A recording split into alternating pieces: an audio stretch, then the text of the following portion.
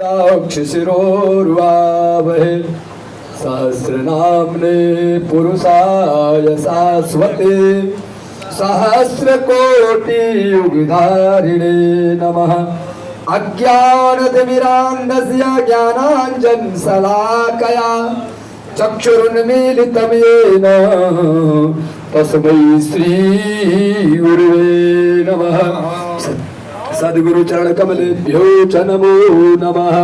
श्रीमंगलमूर्तिभ्यो च नमो नमः। मंत्रस्तुतावाहितेभ्यो सर्वेभ्यो देवताभ्यो च नमो नमः। देवी प्रपन्नारति हरे प्रसीद प्रसीद मातर जगतोऽखिलस्य प्रसीद विश्वेश्वरि पाहि विश्वं त्वमीश्वरी देवी चराचरस्य। गुरु जगदम्बा माता की जय। गुरु मर्यादा पुरुषोत्तम श्री रामचंद्र भगवान की जय। गुरु लीला पुरुषोत्तम श्री कृष्णचंद्र भगवान की जय। सज्जनों, परात्पर परब्रह्म परमेश्वर अकारण करुणा अरुणालय दीनबंधु दीनानाथ भगवान की असीम अनुकंपा से शुभम मंडप धामपुर में यह दिव्य सत्संग श्री हनुमान कथा का दिव्य आयोजन, पंच दिवसीय पवित्र आयोजन आज पंचम दिवस में प्रवेश कर रहा है। गुरुदेव यहाँ पर उपस्थित हो चुके हैं। श्री हनुमान धाम के संस्थापक, अष्टादश पुराण और योगाचार्य गुरुजी यहाँ पर उपस्थित, हम लोग के बीच में उपस्थित हैं। अब उनका आशीर्वचन हम लोग यहाँ पर श्रवण करेंगे। भगवान का शुभ आशीर्वाद हम सब के ऊपर बना रहे, ऐसी पवित्र भावना करते हुए भगवान के श्री चरणों में हम लोग प्रणाम करते हैं। सिद्धेश्वर बालाजी धाम से हमारे राहुल जी जो बहुत ही सुंदर तरीके से यह कार्यक्रम में बहुत सुंदर तरीके से व्यवस्था बना रहे हैं। सज्जनों, भगवान का शुभ आशीर्वाद सभी भक्तों के ऊपर बना रहे, ऐसी भगवान से प्रार्थना करते हैं। जगत जननी माँ जगदम्बा आद्या शक्ति, उनको प्रणाम करते हुए अब कथा का शुभारंभ यहाँ पर से प्रारंभ होगा। उससे पूर्व हनुमान चालीसा का सुंदर पाठ और उसके बाद महाराज श्री के शुभ आशीर्वचन। धन्यवाद। रामचंद्र के काज सवारी लाए संजीवन लखन जियाए। श्री रघुवीर हर्ष उर लाए। रघुपति कीनी बहुत बड़ाई तुम मम प्रिय भरत सम भाई। सहस बदन तुम रोजस गावे। अस कही श्रीपति कंठ लगावे। सनकादिक ब्रह्मादि मुनीसा नारद सारद सहित अहिसा।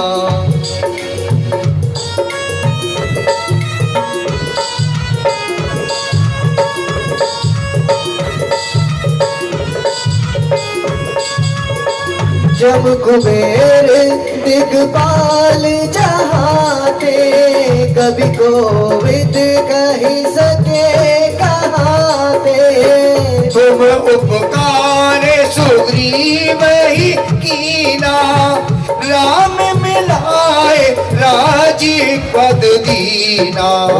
तुमरो मंत्र विभीषण माना। लंकेश्वर भय तब जग जाना।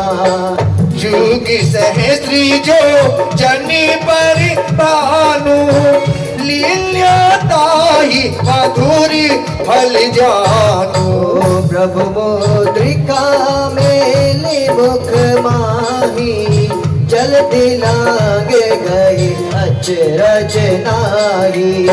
दुर्गम काजी जगत के जेते सुमम अनुग्रह तुमरे देते।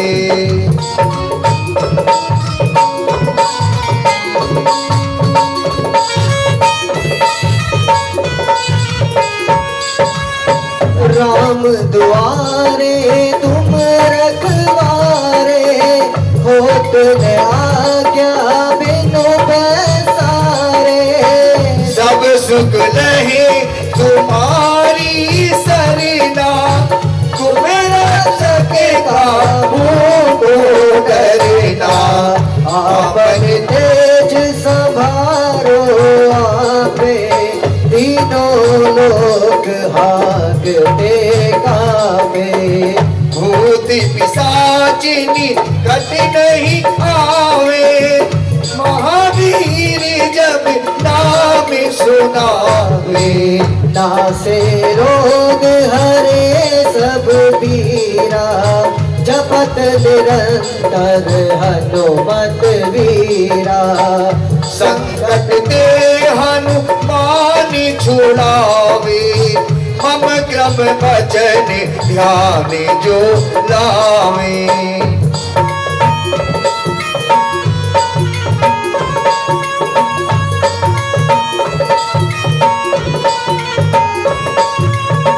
सब पर राम तपस्वी राजा, तिनके काज सकल तुम साजा।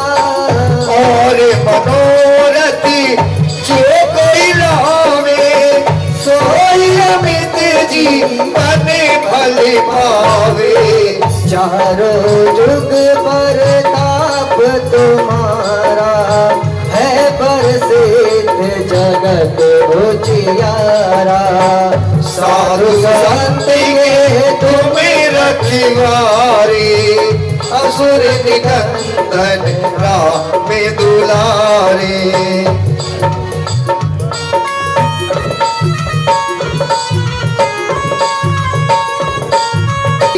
जो ये पढ़े हनुमान चालीसा, होए देसा की गोरीसा।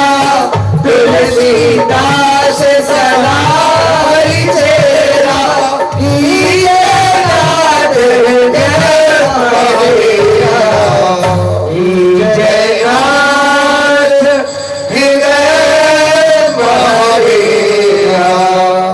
पवन तनय संकट हरण, मंगल मूर्ति राम लखन सीता सहित, हृदय बसहु सुरभूप। सियापति राम जय जय राम, मेरे प्रभु राम सीता राम। बोल श्री बालाजी महाराज की जय।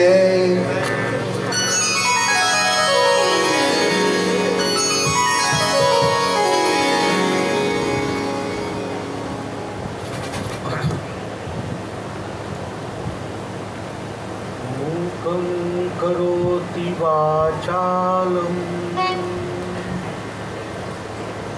पङ्गुं लङ्घयते गिरिं।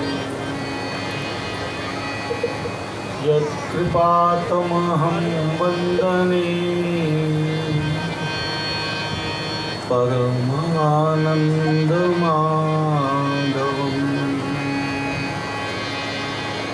अतुलितबलधामं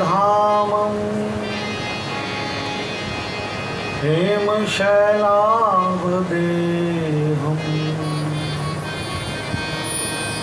धनुजवन् कृशाणुं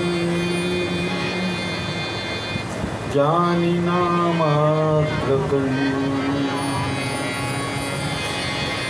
सकलगुणनिधानां वानराणामधीशम्।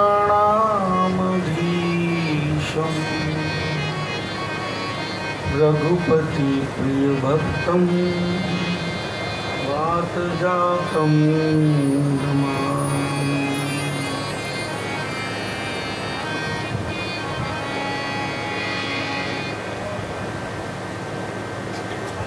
समय का पता नहीं चलता। अभी ऐसा लगता है कल तो शुरू हुई थी और आज विश्राम हो जाएगा।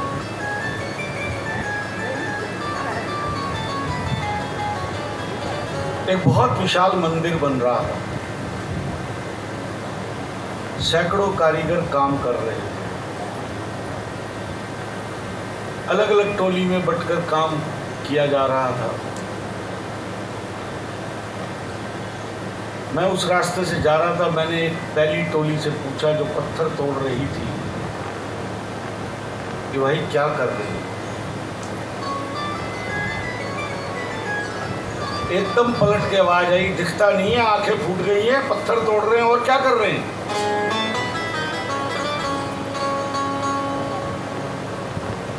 कोई बात नहीं, गुस्से में होगा भाई,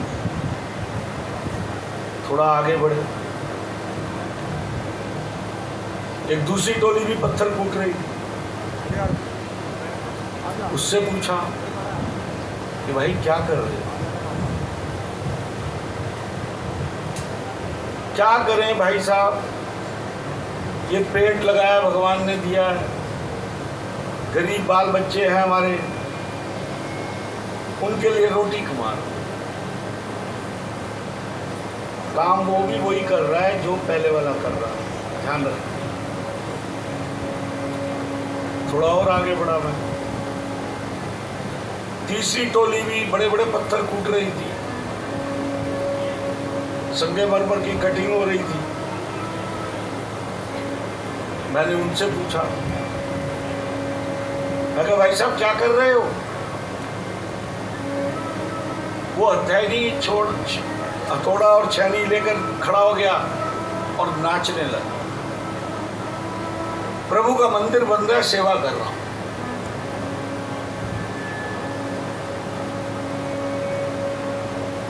मैं बाद में सोचता रहा, एक ही तरह का काम तीनों लोग कर रहे हैं,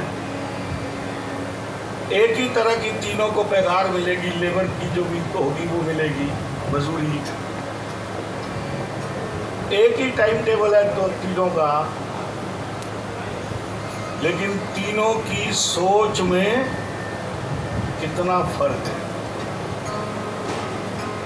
एक मजबूरी समझकर कर रहा है, क्रोध में कर रहा है, और दूसरा मजबूरी कि भाई पेट है, बाल बच्चे है, इसलिए कर रहा है, और तीसरा उसी काम को भगवान की सेवा समझकर कर रहा है। हम सभी भी मनुष्य हैं, हम सबको भी भगवान ने पेट भी दिया है, गृहस्थी भी दी है। हम सब भी रोज सवेरे काम पर जाते हैं, रात को आ जाते हैं। हम सबको भी अपने अपने कर्मों के हिसाब से भगवान पैसा भी देता है। लेकिन सोचो कि हम किस भाव से अपने जीवन की गाड़ी को चला रहे हैं। सारा दिन कुड़ते हुए, रोते हुए, या मजबूरी समझकर ये तो करना ही पड़ेगा। और तीसरा ये है कि भगवान ने मेरी ड्यूटी लगाई है ये काम करने की, इस काम को मैं भगवान का कार्य समझकर कर रहा हूं। निर्णय आपका है, आप स्वतंत्र हैं करने के लिए। जीवन की गृहस्थी की गाड़ी को चलाते हुए भी, समाज के कार्य को करते हुए भी हमेशा ये ध्यान रखो कि मैं प्रभु का कार्य कर रहा हूँ। प्रभु ने मुझे इसलिए भेजा है कि उसका कार्य मेरे द्वारा कुछ हो जाए। तो तृप्ति भी मिलती है, संतोष भी मिलता है, पैसा तो मिलता ही मिलता है, और प्रभु की कृपा वो भी मिलती है। एक बहुत पुरानी कहानी हमने बचपन में पढ़ी थी। How much land a man needs. English साहित्य में लियो टॉल्स्टॉय नाम का एक लेखक हुआ है, उसने वो कहानी लिखी थी। एक राजा था और एक गांव में गया तो एक किसान ने कहा कि मेरे पास कुछ भी नहीं है, बंजर भूमि है, आप मेरे ऊपर कृपा कर दो। राजा ने कहा कल ठीक है, कल दरबार में आना, जो मांगोगे दे देंगे। अगले दिन पहुंच गया दरबार में। राजा ने कहा कि अच्छा, यहां से लेकर जितनी जमीनें दिख रही हैं तेरे को, अपने पैरों से तू नाप ले, जितनी भी चाहिए वो सब तेरी, लेकिन एक शर्त है, संध्या होने को जैसे ही सूरज डूबा तुझे यहां वापस आना पड़ेगा, वो सारी जमीन तेरी हो जाएगी, लेकिन अगर तू नहीं आया तो फिर कुछ नहीं मिलेगा। कहानी में लिखा है कि वो मनुष्य चलता गया 12 बज गए, 1 बज गए, सूरज तप रहा था, चला नहीं जा रहा था उससे, लेकिन लालच,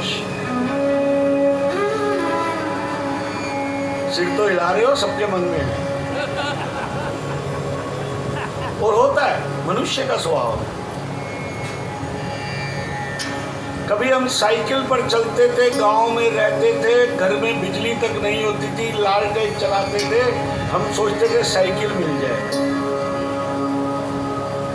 स्कूटर, मोटरसाइकिल, वेस्पा आ गया, फिर सोचते थे घर बड़ा हो जाए। भगवान ने वो भी सुन ली, फिर व्यापार हो जाए, वो भी सुन ली, बच्चे हो जाएं, वो भी सुन लिए, बच्चों का काम सेट हो जाए, वो भी सुन लिया, लौटोगे कब?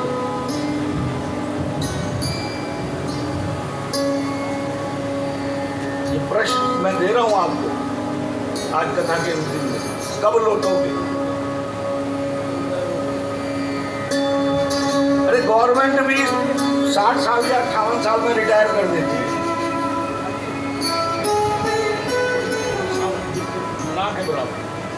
साउंड नहीं चाहिए मेरे।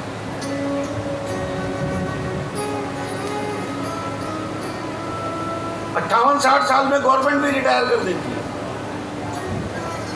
और आप 70, 75, 80 साल के हो, दुकान, अरे क्या करें, आज दुकान खोलने की ड्यूटी तो मेरी है, आज तो बच्चा गया है दिसंबर में। हमसे छूटता नहीं, हम छोड़ना नहीं चाहते। 70 साल में, या अब तो खैर आजकल के युग में 50 साल से भगवान इशारे भेजना शुरू कर देता है। आंखों की रोशनी कम हो जाएगी, दांतों में प्रॉब्लम आ जाएगी, कोई और शरीर में रोग आ जाएगा, चला नहीं जाएगा। ये सब इशारे हैं भगवान के, समझो कि भैया लौट आओ, तुम्हें जिसलिए भेजा था तुम्हारा काम हो गया, अब लौट आओ। लौटना कोई नहीं चाहता।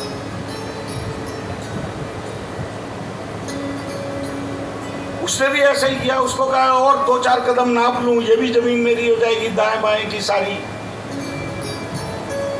उस लालच में वो आगे बढ़ता चला गया, और जब एक बार वहां स्टॉप उसके मन में आया कि अरे तू वापस नहीं पहुंच सकता, सूर्यास्त होने का है, तो वो वापस लौट पड़ा, दौड़ पड़ा, किसी तरीके से दरबार तक पहुंच जाऊं ताकि ये सारी जमीन जो मैंने नापी है ये मुझे मिल जाए।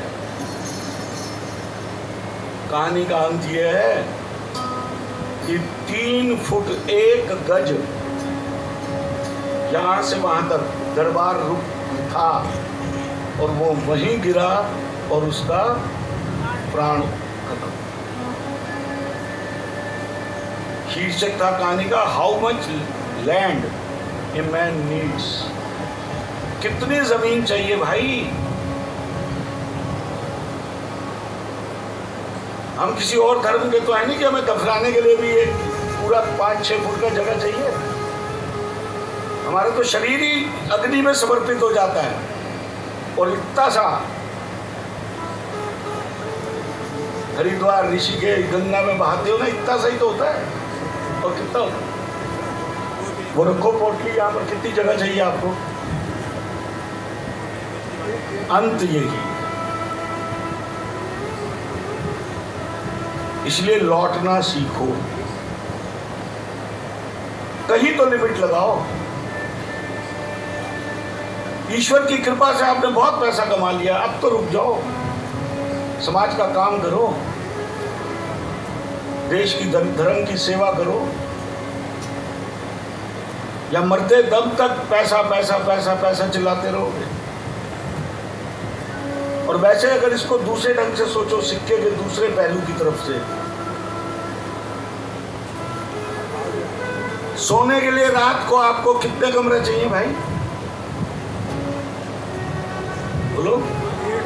महल बना लिया 100 कमरों का, 500 कमरों का, सोना कितने हैं?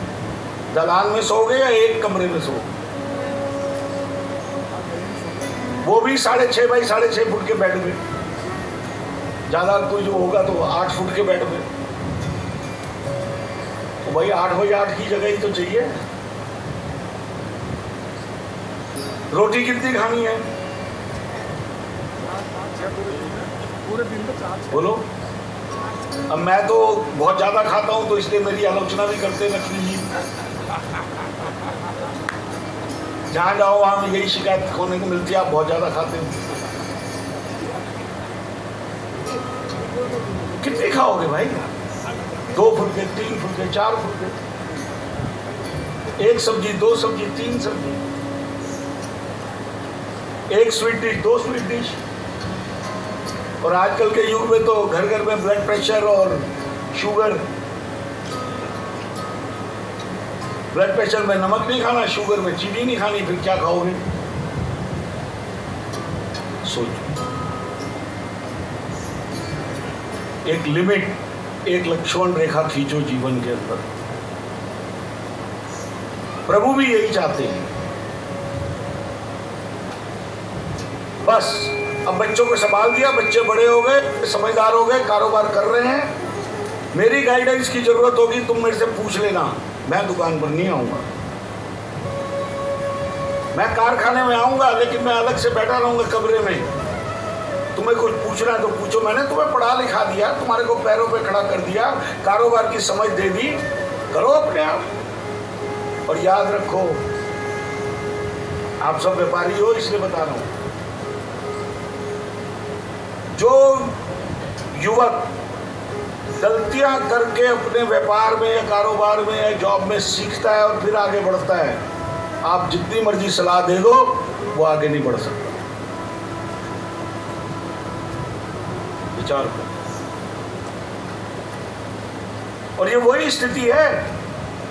आज मैं आपको, कल भी मैंने आपको कथाओं के माध्यम से बहुत सारी बातें बताई, आज भी यही मेरा विषय है। एक राजा के दरबार में एक सन्यासी पहुंच गया, हाथ में कमंडल था। राजा ने कहा, आइए सन्यासी महाराज, पधारिए, सिंह आसन लीजिए, क्या सेवा करूं? कहता, मेरा ये कमंडल देख रहे हो? कहता, हाँ। इसको भर दे। मैं बहुत राजाओं के पास गया हूं, किसी ने आज तक ये कमंडल भरा नहीं है मेरा। तेरी बड़ी ख्याति सुनी है, तू बड़ा दानवीर है, इस कमंडल को भर दे। राजा हंस पड़ा। राजसी वृत्ति होती है ना, तो ऐसी ही होती है। कहता, पागल है ये जरा सा कमंडल मेरे को कह रहा है कि इसको भर दे। मैं तो एक अभी 100 मोहरें मंगवाऊंगा सोने की, भर दूंगा। तो उसने कहा, बैठो महाराज, अभी भरता हूं। साधु ने कहा, सोच ले, आज तक कोई भर नहीं सका इसको, तू भर दे तो तेरी बड़ी कृपा, नहीं तो तेरा नाम भी उसी लिस्ट में डाल दूंगा कि राजा तो नाम का ही है कुछ भी नहीं। राजा ने महामंत्री को, कोषाध्यक्ष को ऑर्डर किया, खजाना खोल दो। मोहरे लाओ सोने की, एक कट्टे में लाए छोटे से, में उसमें डाली, जितना कमंडल का आकार था इतनी सोचकर, कमंडल तो खाली है, क्या हो गया, और लाओ और लाओ। सवेरे से शाम हो गई, सारा राज का कोष खाली हो गया, खजाना, लेकिन वो पात्र कमंडल भरा नहीं। राजा ने हाथ जोड़ दिए, पैर पकड़ लिए, तो कहा महाराज अब मुझे लगता है कि आप मेरी परीक्षा लेने आए थे, लेकिन ये तो बता दो ये क्या चीज है, क्यों नहीं भर रहा।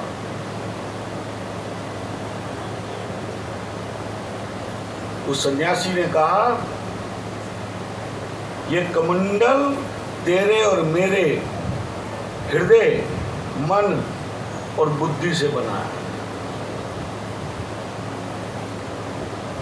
अपने मन को देख लो। आज सवेरे एक चर्चा हो रही थी कि मन बड़ा चंचल है, मन की चर्चा हो रही थी, कहीं गए थे। कितना भी आ जाए हमारा मन कभी भरता नहीं। और मन तो ऐसा बावला है, शरीर बिल्कुल एक मोटर गाड़ी की तरह है। मोटर गाड़ी में अगर पेट्रोल नहीं डालोगे तो नहीं चलेगी, डाल दोगे तो चल पड़ेगी।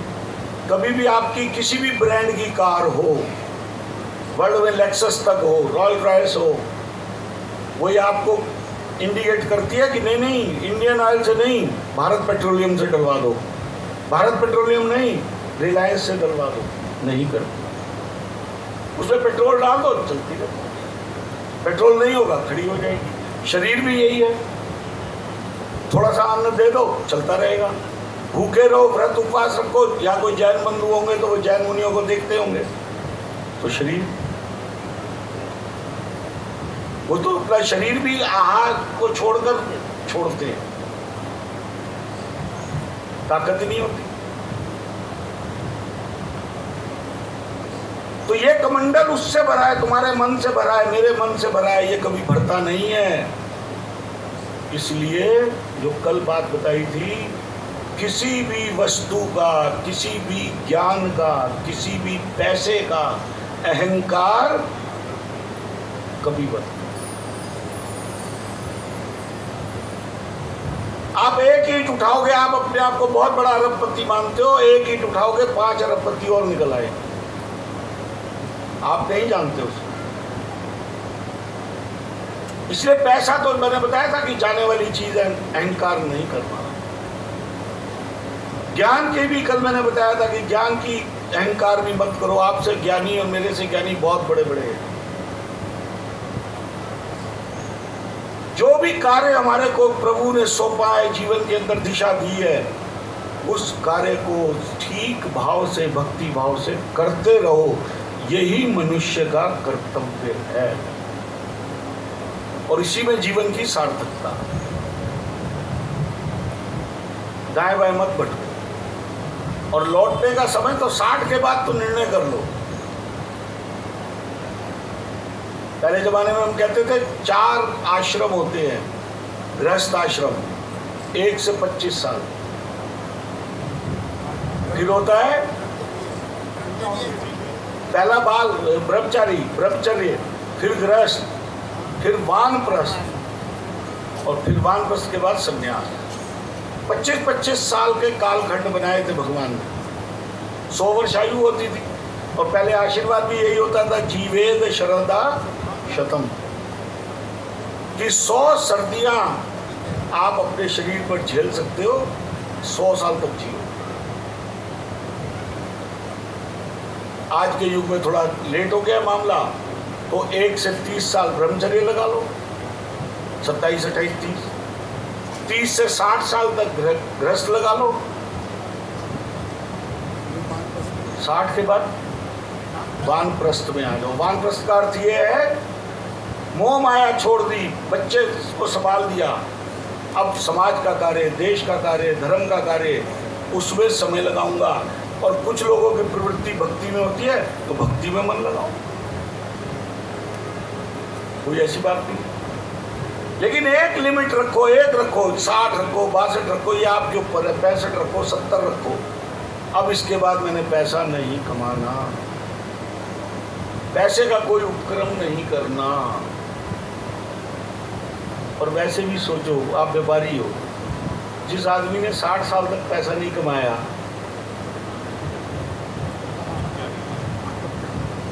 साठ के बाद तो वैसे भी जो 60 पाटा हो जाता है, बुद्धि सरक जाती है। विचार, प्रभु चरित्र सुनबे को रसिया, राम लखन सीता। हनुमान जी महाराज प्रभु राम का ही चरित्र सुनने के रसिया थे। दाएं बाएं की बात सुनने के रसिया नहीं थे हमारी तरह।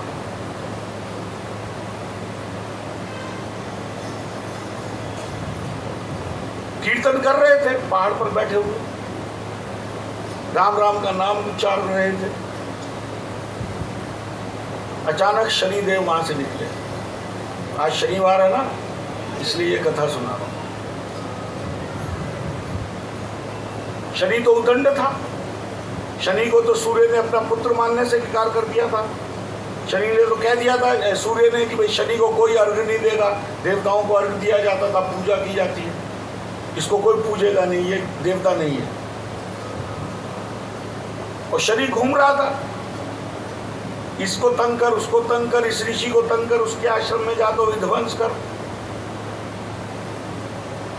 उसने देखा एक बंदर बैठा हुआ है और कीर्तन कर रहा है। बंदर की पूंछ ऐसे बाहर गिरी पड़ी है, लंबी।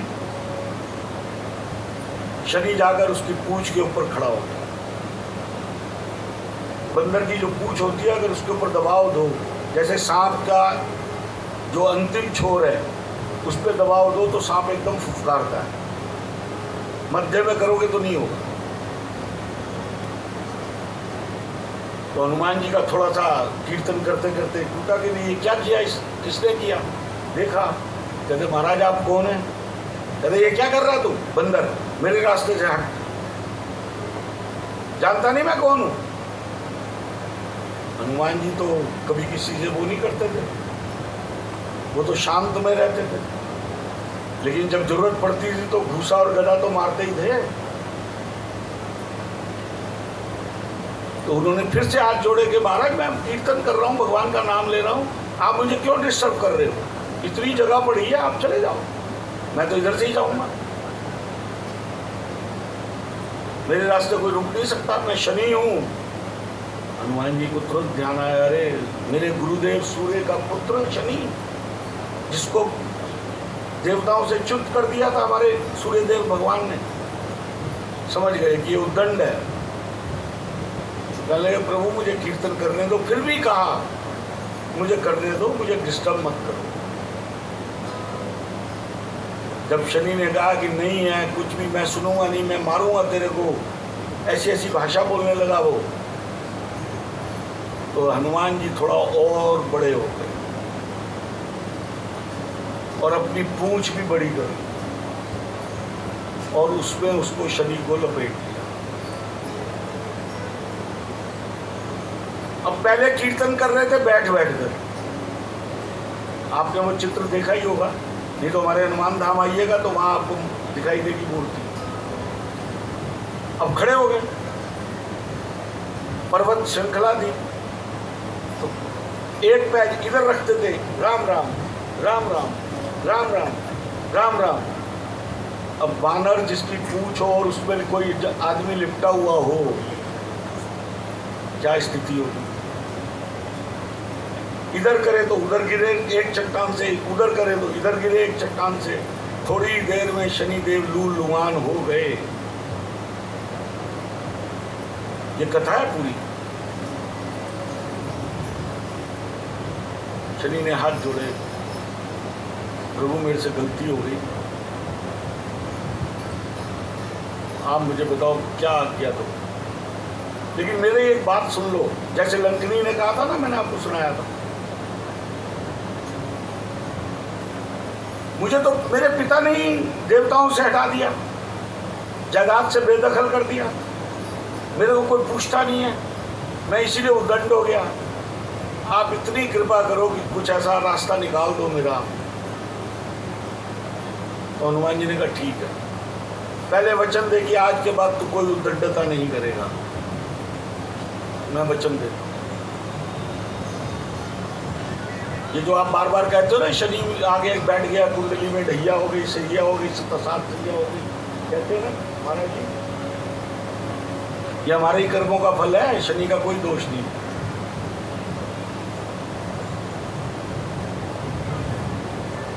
और दूसरा वचन मांगा हनुमान जी ने, तेरे को मैं पूजा करने का अधिकार दे दूंगा, लेकिन जो मेरा भक्त होगा, प्रभु श्री राम का भक्त होगा, जो हनुमान जी के हनुमान चालीसा पढ़ता है, गोस्वामी तुलसीदास जी ने भी लिख दिया, उसकी कुंडली में जाकर या उसको तंग करने की बात तू सोचेगा भी नहीं। शनि ने वचन दिया। और कहते हैं, ऐसी कथा है पुराणों में, कि तब जाकर शनि की पूजा शुरू हुई। लेकिन तब भी और अभी 20 साल पहले तक शनि का मंदिर सनातन धर्म के मंदिर के अंदर नहीं होता था, प्रांगण में, गांव के बाहर होता था। उदाहरण वृंदावन, कोकिलावन, आज तो सिटी बन गई। और पहले दिन जैसे मैंने आपको साईं बाबा का बताया था, अब फिर बता रहा हूं, बहुत सारे सनातन धर्म के मंदिर ऐसे बन गए जिन्होंने शनि का मंदिर भी अपने मंदिर के प्रांगण में बना दिया। ये नादानी है, बेवकूफ़ी है, अज्ञान है। शनि का मंदिर घर में, मंदिर में नहीं होता। शनि की पूजा करो, विधान बन गया तो करो, सच्चे मन से करो, लेकिन घर में नहीं। उसके भी विधि निषेध लिखे हुए हैं शास्त्रों के अंदर। प्रभु का चरित्र सुन रहे थे, शनि ने किया तो शनि को वरदान भी मिल गया और शनि को देवता पद भी मिल गया। और इसीलिए आप में से किसी आदमी ने आज तक अभी 5 दिन में मेरे से प्रश्न नहीं किया, जबकि करना चाहिए था। और मैंने भी ये सोच रखा था कि शनिवार समापन होगा तो शनिवार को ही बताऊंगा। मंगलवार को तिथि मिति के अनुसार हनुमान जी का जन्म हुआ था, इसीलिए मंगलवार हनुमान जी का दिन माना जाता है। और उसी दिन चोला चढ़ता है और उसी दिन प्रसाद चढ़ता है। परंतु हमारे देश में शनिवार को भी हनुमान जी का, इनका शनि का दिन माना जाता है। दक्षिण भारत में गुजरात से नीचे आधा महाराष्ट्र, पूरा आंध्र, पूरा तमिलनाडु, पूरा केरल, आधा श्रीलंका, इस क्षेत्र के अंदर ज़्यादातर आबादी उन लोगों की है जिनको आज के कानून की भाषा में दलित कहा जाता है। हमारे समाज में दलित नाम की कोई चीज़ नहीं है धर्म में।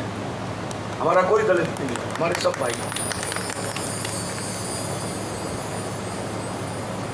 और मान्यता ये है कि वो लोग राक्षसों से जुड़ गए थे, रावण से। राम का विरोध किया था इन लोगों ने। राम की सेना गई थी तो उसमें बाधाएं पहुंचाई थी। और वो शनि को अपना, वो रावण चला गया था तो शनि का हनुमान जी ने कर दिया था, तो शनि को बांधने लगे। तो इसलिए वहां शनि की पूजा होती है। शनिवार को हनुमान जी की भी पूजा होती है। और अभी दिवाली आ रही है।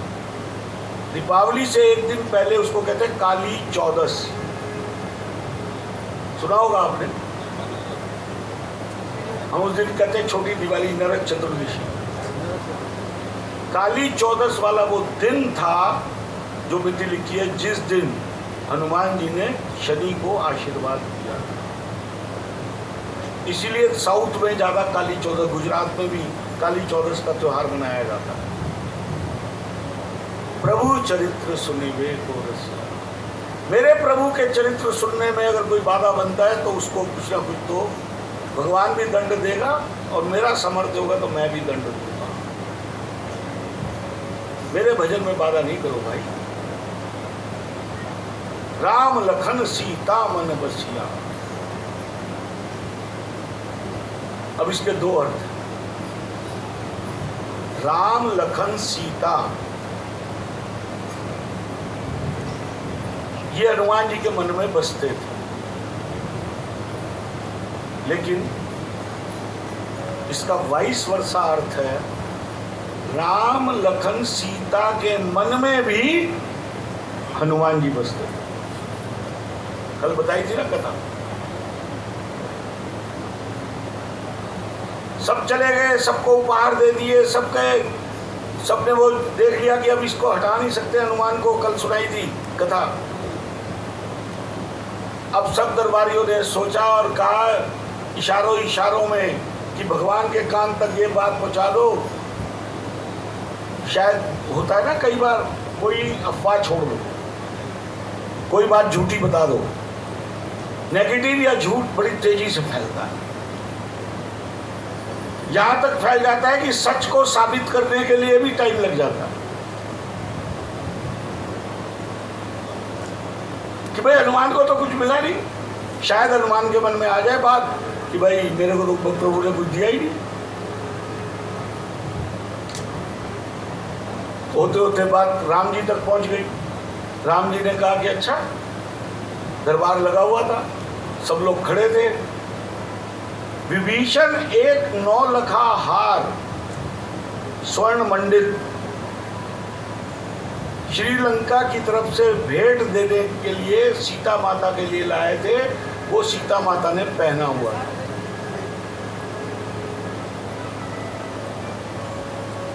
राम ने सीता की तरफ देखा, और पति पत्नी वो सबसे बेस्ट होते हैं जो आंख का इशारा समझ जाए। कहना ना पड़े मुंह से ये चाहिए या वो चाहिए या ये कर ले या वो आए मेहमान, बस समझ लिया इशारा। पति ने देखा, जरा सा समझ लिया। वो बेस्ट दाम्पत्य होता है। सीता ने समझ लिया और सीता ने पुकारा, ओ हनुमान इधर आ। अरे सबको प्रभु ने कुछ ना कुछ दिया, तेरे को कुछ नहीं चाहिए? नहीं मां, मुझे 2 पद मिल गए, और क्या चाहिए? लोगों को तो 1-1 पद मिला है, मेरे को तो 2 पदों की सेवा मिली है, मुझे कुछ नहीं चाहिए। नहीं, हमारा मन है, तो हमारा पुत्र है, तेरे को कुछ देना चाहते। गले से वो हार उतारा और उसको दे दिया। सारा दरबार तो ये सोच रहा था कि शायद लड़ाई हो जाएगी राम और हनुमान में, या सीता और हनुमान में किसी के मन में आएगा नेगेटिविज्म। यहाँ तो पॉजिटिव से भी ज़्यादा पॉजिटिविज्म हो गया। हाँ, पहना हुआ हार उतार के दे दिया। 9 लखा उस जमाने का स्वर्ण। हनुमान जी ने चरण स्पर्श किए, लिया, गले में नहीं डाला, एक कोने में चले गए। आपने वो कहानी सुन रखी है, मैं संक्षेप में बता रहा हूँ इसलिए। वो एक मोती तोड़ा या एक जो भी उसके अंदर थी मटेरियल, और उसको देखा, फिर दूसरा, फिर तीसरा, फिर चौथा। अब दरबारियों को मौका मिल गया। वो तो चाहते थे कि किसी भी तरीके से हनुमान के प्रति भगवान के जो धारणा है वो बदले। तो देखो, राणा की बंदर का बंदर, आपने इसको इतना कीमती हार दे दिया और इसने तोड़ दिया। इसको कदर नहीं है, वैल्यू नहीं है। क्या चीज है ये? राम थोड़ा सा क्रोधित हुए दिखाने के लिए। ए हनुमान, क्या कर रहा है ये? क्या देखा तूने? क्या ढूंढ रहा है इसमें? तेरी सीता माता ने तेरे को अपने गले का हार दिया है, सबसे बहुमूल्य, तूने उसको तहस नहस कर दिया।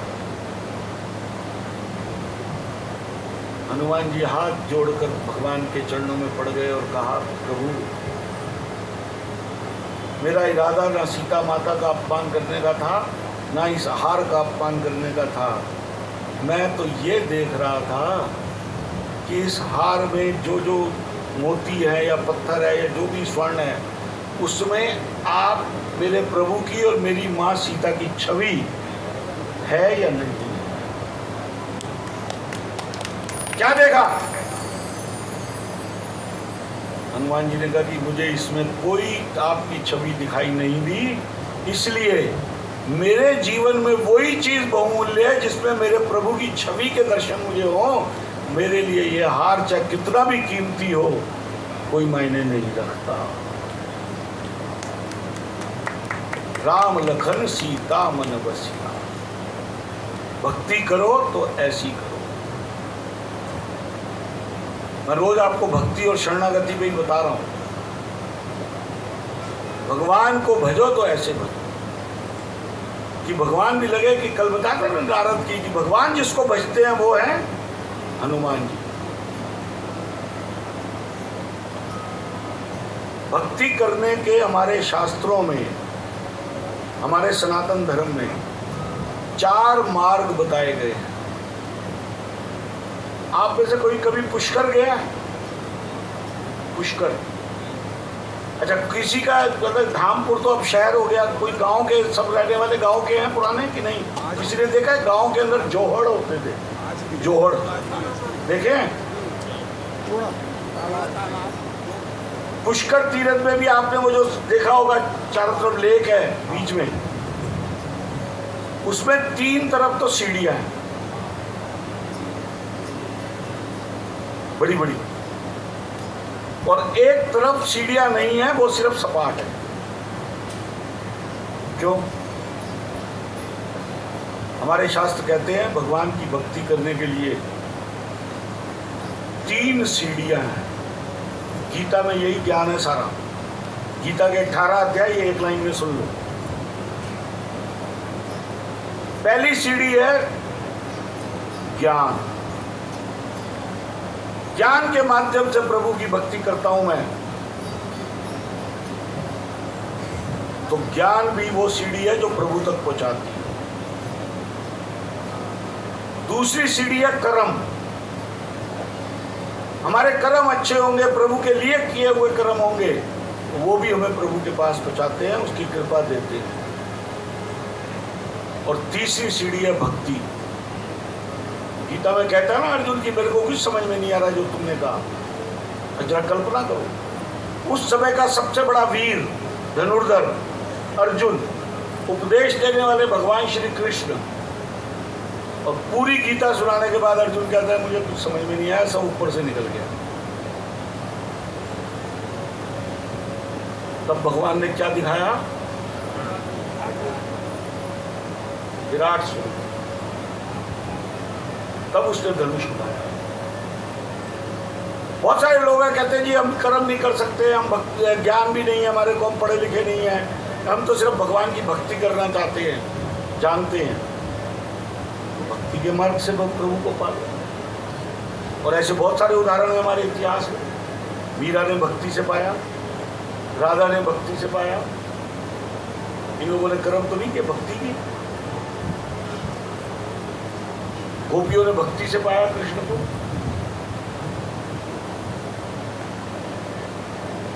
मेरे जैसा व्यक्ति फिर भगवान श्री कृष्ण से प्रश्न कर बैठा कि प्रभु ना मेरे पास ज्ञान है, ना मेरे पास कर्म है, ना मेरे पास बुद्धि है, ना मेरे पास भक्ति है, मेरा मन ही नहीं लगता, तो क्या मैं भगवान को प्राप्त करने का अधिकारी नहीं हूं? भगवान कहते हैं है। वो जो जोहड़ की जो सरपट वाली चीज है, पुष्कर की जो सरपट वाली जगह है, उसको कहते हैं शरणागति, सरेंडरनेस। उस पे पशु जाते हैं पानी पीने, पशु सरेंडर करता है, वो सीढ़ियां चढ़ना उतरना नहीं जानता। अपने आप को पूर्णतया प्रभु को समर्पित कर दो, जिसको भी आप मानते हो, जिस भगवान को, गुरु को मानते हो, और फिर देखो उसकी कृपा कैसे अपरंपार। तो ज्ञान, भक्ति, कर्म, और चौथी सीढ़ी है शरणागति।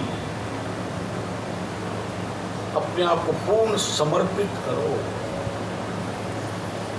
पूर्णतः समर्पित, इफ एंड बट्स नहीं, क्या होगा ये नहीं,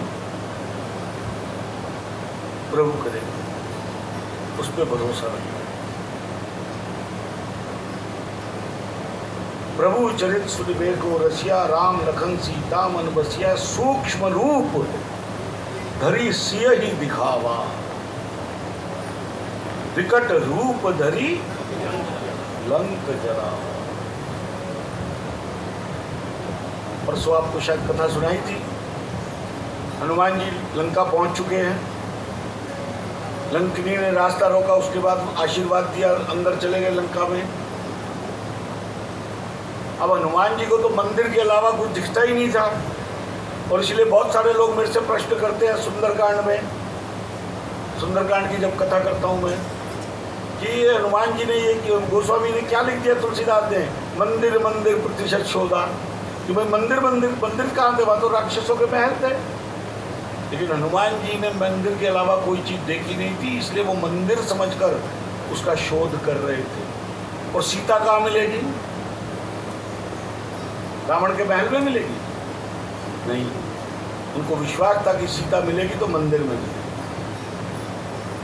वो एक कथा अलग है, वो फिर बताएंगे। लंका जाए रहे थे, ढूंढ रहे थे, कहीं नहीं दिखा। भोग विलास की नगरी थी, सब देखते रहे अपनी आंखों से कि ये कैसा नगरी है। और अचानक एक घर के आगे लिखा हुआ था राम। पहुंच गए वहां, राम की ध्वनि गूंजने लगी, खुद भी राम का भजन करने लगे। विभीषण बाहर आए, चले गए, कौन है ये जो राम के गुण गा रहा है, कोई राक्षस रूप बदल कर तो नहीं आया? हनुमान जी ने कहा नहीं, मैं फलाना हूँ, आया हूँ, माँ सीता की खोज में आया हूँ। तो विभीषण कहता है, क्या कभी राम की कृपा मेरे ऊपर भी होगी? मैं तो अधम हूँ, राक्षस योनि में जन्म हुआ है मेरा। मैं तो सिर्फ राम राम पुकारता हूँ, उसके लिए लात भी खाता हूँ भाई की। क्या मेरे ऊपर कृपा नहीं होगी? हनुमान जी कहते हैं होगी। जब मेरे जैसे जीव के ऊपर राम कृपा कर सकते हैं, अपनी शरण में रख सकते हैं, तो बस ये ध्यान रख, शरणागति हो जा, जिस दिन आएगा राम की कृपा प्राप्त हो जाएगी। वही हुआ। रावण ने जब लंका से भगाया तो कहीं और भी जा सकते थे। बाली ने तो रावण को 6 महीने अपनी कांख में दबा के रखा था, वहां उसके पास जा सकते थे, लेकिन उसको तो राम ने पहले ही पहुंचा दिया था।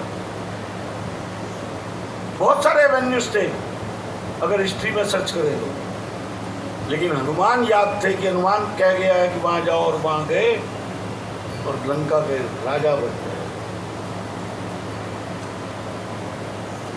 अब हनुमान ने कहा, प्रभु मेरी बात तो सुन ली आपने, मैं तो है देखन चाहे जानकी माता। मेरी जानकी माता कहाँ है जिसका मैं पता लगाने आया हूँ, कृपया वो बता दीजिए। विभीषण ने बताया कि अशोक वाटिका है, हमारे साथ जो लंका गए थे उनको दिखाया था, अब तो खैर वो केवल पर्वत है, कुछ है नहीं, वही वहां जाओ, वहां है। हनुमान जी वहां गए तो देखा तो त्रिजटा और सीता का आपस में संवाद चल रहा था। उसकी डिटेल में मैं नहीं जाऊंगा क्योंकि वो सुंदरकांड के हम कथा बहुत अच्छी उसमें सुनाते हैं। और सीता माता बार बार ये कह रही थी कि हे त्रिजटा, मुझे कहीं से थोड़ी सी अग्नि ला दे।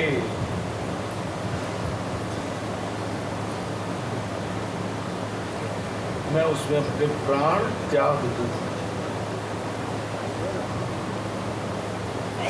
त्रिजटा कहती है, त्रिजटा आपको मालूम है ना कौन थी? विभीषण की, पता है कि नहीं? विभीषण की बेटी। कहाँ कहाँ लिखा हुआ बहन भी थी, लेकिन अगर विभीषण की बहन थी तो फिर रावण की भी बहन होनी चाहिए। नहीं, बेटी। त्रिजटा ने कहा कि माँ आप धीरज रखो, मैंने स्वप्न देखा है, एक बंदर आया है, बानर आया है और लंका को जला के राख कर दिया। तो धीरज रखो कुछ। अब ये हनुमान जी तो अशोक वाटिका में जब गए तो दंग रह गए कि सीता माता विलाप कर रही है, सीता माता रो रही है, सीता माता को चारों तरफ राक्षसियों ने घेर रखा है, और ऐसे समय में अगर वो विशाल रूप लेकर प्रकट हो जाते तो सीता डर जाती, इसलिए सूक्ष्म रूप पेड़ पे जाकर बैठकर छुप गए, सुन रहे थे बातें। और जब सीता ने त्रिष्टा की बात सुनने के बाद भी ये कह दिया कि अग्नि नहीं मिल रही, क्या लंका में अग्नि खत्म हो गई? तो ये सितारे भी क्यों नहीं टूट रहे? कोई सितारा तो अग्नि के बनकर टूट जाए मेरे ऊपर।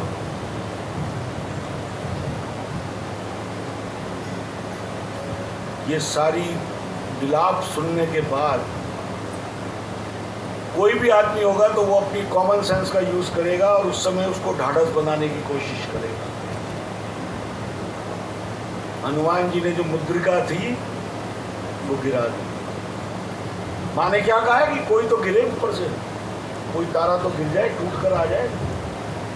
मुद्रिका गिरा। देखी सीता माता ने, अरे ये तो मेरे प्रभु की मुद्रिका है। कौन है, किसने बैठी है, कहीं कोई लीला तो नहीं है? हनुमान जी छोटे कपि के रूप में हाथ जोड़कर सीता माता के सामने बैठ गए। शायद आपने वो चित्र देखा होगा, छोटे से बन।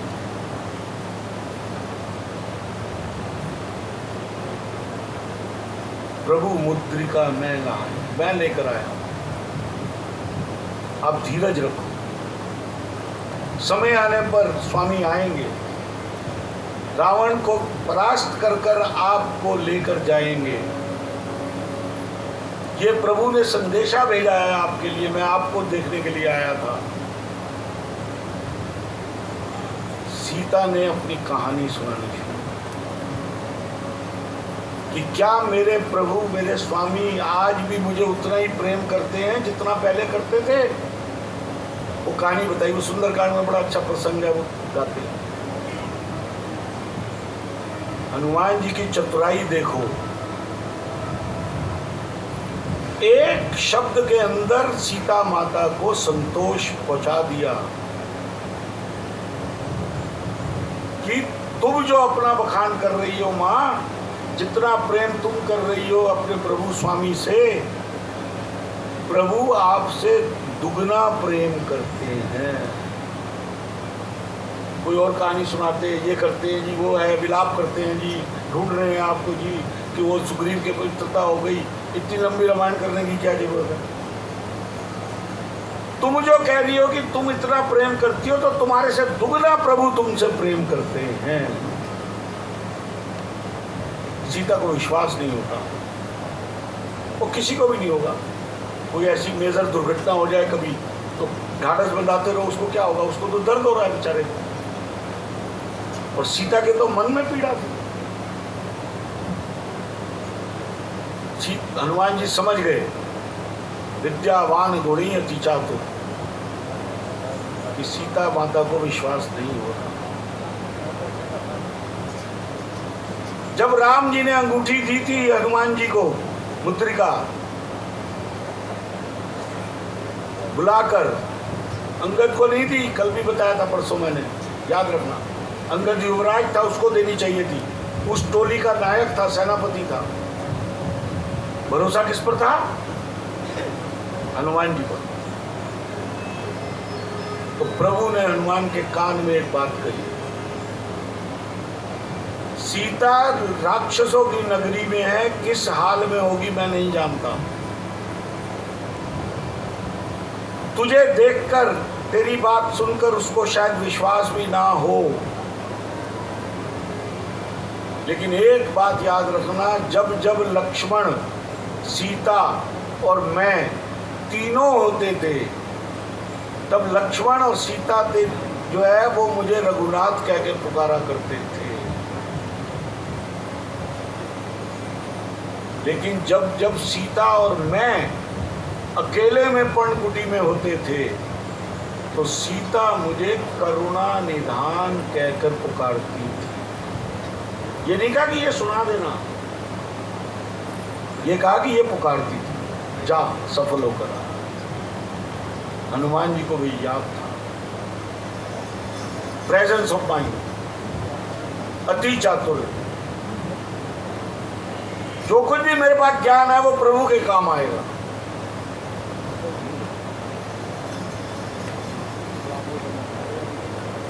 हाथ जोड़कर कहते हैं, छोटे से कपि राम दूत मैं मात जाने, मैं राम का दूत हूं, सत्य शपथ करुणा निधान। वातावरण बदल गया, माहौल बदल गया, सीता को विश्वास हो गया और सीता ने फिर तो प्रश्नों की झड़ी लगा दी। सुंदरकांड में है, मेरे प्रभु कैसे, मेरे स्वामी कैसे, मुझे याद करते हैं कि नहीं करते, क्या हो रहा है, कैसे हो रहा है, मुझे कब ले जाएंगे। हनुमान जी भी ढाढ़स दे रहे हैं। अचानक ढाढ़स देते देते हनुमान जी क्या कह देते हैं, सुनो माँ तुम्हें अतिशय भूखा, माँ मुझे भूख लगी है। जनरल कॉमन सेंस से सोचो तो पागल है, कहानी कहाँ चल रही है, भूख पैदा कर दी।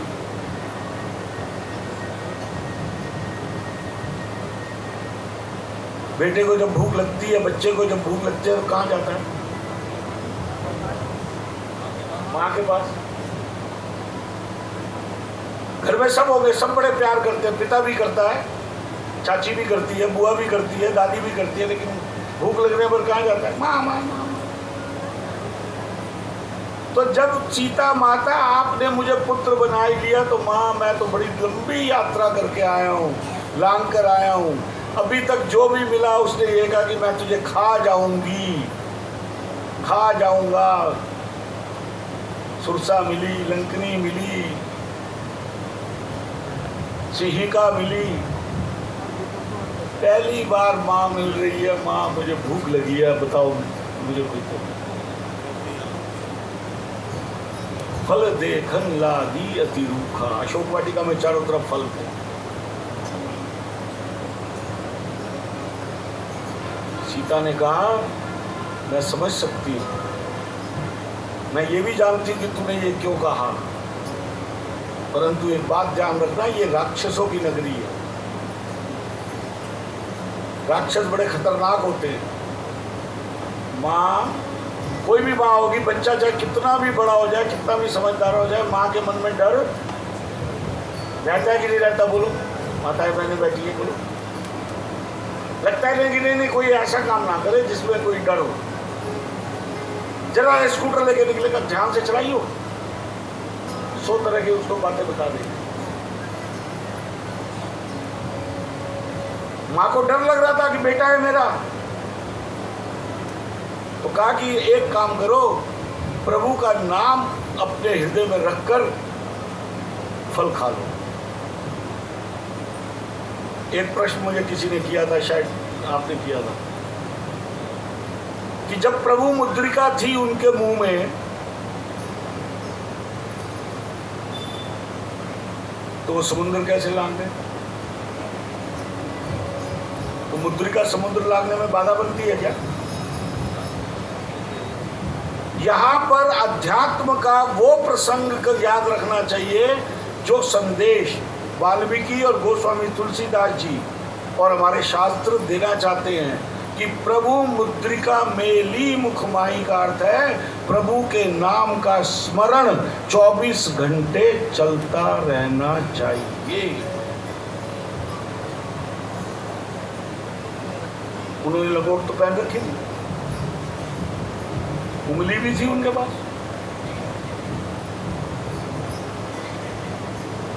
तो ये लॉजिक नहीं है उसके पीछे। उसके पीछे लॉजिक है कि किसका आश्रय लेकर चले, किसका सहारा लेकर चले, किसके नाम के ऊपर उड़ गए, वो है भगवान का नाम, राम का।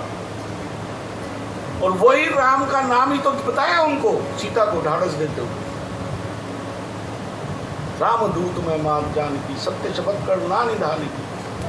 प्रभु आएंगे, तेरे को ले जाएंगे, चिंता मत करो। और यहां पर हनुमान जी की बुद्धि को देखो, सूक्ष्म रूप धरी सी यही दिखाया। यहां पर जहां छोटा बनना था छोटा बन गए, विकट रूप धरी विशाल रूप धारण किया। जब माता सीता ने कहा कि राम का नाम धारण करके खा लो, और वो खाड़ने लगे बड़े बड़े वृक्ष, सारी राक्षसियां भाग गई, जाकर संदेश दिया रावण के दरबार से। रावण भी घबरा गया, ऐसा कौन आ गया, आज तक नहीं आया। देवताओं की शक्तियों को मैंने बांध रखा है, देवता हो नहीं सकता। कौन है ये? अक्षय कुमार बड़े बेटे को कहा जा सेना लेकर, और जब अक्षय कुमार पहुंचा तो सारे सैनिकों को तो मार ही डाला, अक्षय कुमार को भी मार डाला। जस्ट इमेजिन, कल्पना करो, एक व्यक्ति एम्बेसडर बनकर, रामदूत बनकर जाता है, दूसरे देश में जाता है और उस देश के राजा के बड़े बेटे को मृत्यु दे देता है। कोई भी डर नहीं है शिव। आतंक मच गया, राक्षसों के अंदर आतंक मच गया। एक जो सैनिक बचा था वो भाग भाग कर गया, तो प्रभु क्या नहीं डर लग रहा है, मेरे प्राण चले जाएंगे, बता दूं, नहीं मारूंगा तेरे को। अरे प्रभु आपका बड़ा बेटा अक्षय कुमार। रावण क्रोधित हो गया। दूसरे बेटे मेघनाद, इंद्रजीत को, जिसके पास ब्रह्मास्त्र था, उसको भेजा, जाओ देख कर आओ कौन है, कौन सा वानर है। इंद्रजीत गया, मेघनाद गया, और जब देखा कि मैं इससे जीत नहीं सकूंगा तो उसने ब्रह्मास्त्र का वार किया। बचपन में जब छुट्टी पर वज्र लगा था, तब ब्रह्मा जी ने प्राण जब बचाए थे तो ब्रह्मा जी ने सभी देवताओं को कहा था कि इसको अपनी सभी शक्तियां, अस्त्र शस्त्र आप इसको दो, विद्या दो, और अपना ब्रह्मास्त्र का वरदान दिया था कि मेरा ब्रह्मास्त्र इस समय रावण के पास है, लेकिन मैं तुझे वर देता हूं कि मेरा ब्रह्मास्त्र तुझे बांध नहीं सकेगा, तेरी रक्षा कर लेगा, तुझे मारेगा नहीं। ये वचन याद था हनुमान को। लेकिन हनुमान जी, मैं बार बार कह रहा हूं, सीखो हनुमान जी के चरित्र से। विद्यावान गुणी अति चातुर, बल बुद्धि विद्या देहु मोहे। बुद्धि, ऋषि हैं, पूज्य हैं, भगवान हैं, ब्रह्मा विष्णु महेश में से ब्रह्मा है। उनके वचन को वो चाहते तो ब्रह्मास्त्र को काट सकते थे, ब्रह्मा का वरदान था, तोड़ सकते थे, मेघनाद को मार सकते थे, लेकिन हनुमान जी ने कहा कि नहीं, मुझे ब्रह्मा के ब्रह्मास्त्र की तो रक्षा करनी चाहिए। इतनी बुद्धि लगाई। और साथ में दूसरा विचार ये क्या था, यही प्रेजेंस ऑफ माइंड जो बार बार कह रहा हूं, कि रावण का दरबार भी देख लेते हैं। बड़ा नाम सुना है, देवताओं को बांध के रखा हुआ है,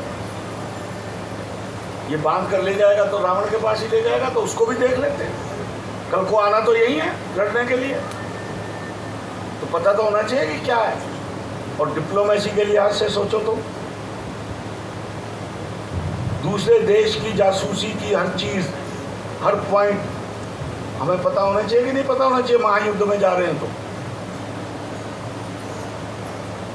वो भी पता कर लूंगा मैं। बंद कर, मेघनाद लेकर चला रावण के दरबार में। रावण ने देखा, ओ वानर, कौन है तू, किसकी आज्ञा से आया है, क्या तूने मेरे बड़े बेटे को मार दिया, अशोक वाटिका तहस नहस कर दी। तो रावण ने क्या कहा, जाके बल त्रिलोक विजयी, जिसकी बल से, विंचित मात्र बल से तूने तीनों लोगों को जीत रखा है, तात दूत में, उसका दूत हूं। नाम नहीं बताया आपने। रावण को गुस्सा आ गया, और ऐसे दुराचारी जो रावण जैसे राजा होते हैं तो उनको गुस्सा बड़ी जल्दी आता है। और रावण ने कहा कि कपि की ममता पूंछ पर, वानर जो होता है उसकी ममता जो होती है पूंछ पर होती है, तो इसकी पूंछ में आग लगा दो बांध कर। कथा है, अब कितनी वास्तविकता है कि नहीं, लेकिन उसका अर्थ यही है। लंका में कोई कपड़ा नहीं बचा, लंका में कोई तेल घी नहीं बचा, सारा उसकी ये वो बांधते गए, ये पूंछ लंबी करते गए, ये बांधते गए, ये पूंछ लंबी करते गए। और अचानक जब सब कुछ हो गया कि अब कोई नहीं है, ना वसन है, ना तेल है, ना घृत है, हनुमान जी बिल्कुल छोटे हो गए और हनुमान जी उछलकर कूद पड़े उससे। आपने वो चित्र देखा होगा कभी कि पूंछ के पर्वत के ऊपर हनुमान जी बैठे हुए, देखा है किसी ने? हर चित्र के पीछे कोई ना कोई कथा है। और हनुमान जी कंगूरे पे चढ़ गए और अपनी पूंछ के अंदर जो अग्नि लगी थी, रावण तो सोच रहा था कि इसकी पूंछ पे अग्नि लगाएंगे तो ये भी जलकर स्वाहा हो जाएगा। सारी लंका को धू धू करके जला दिया।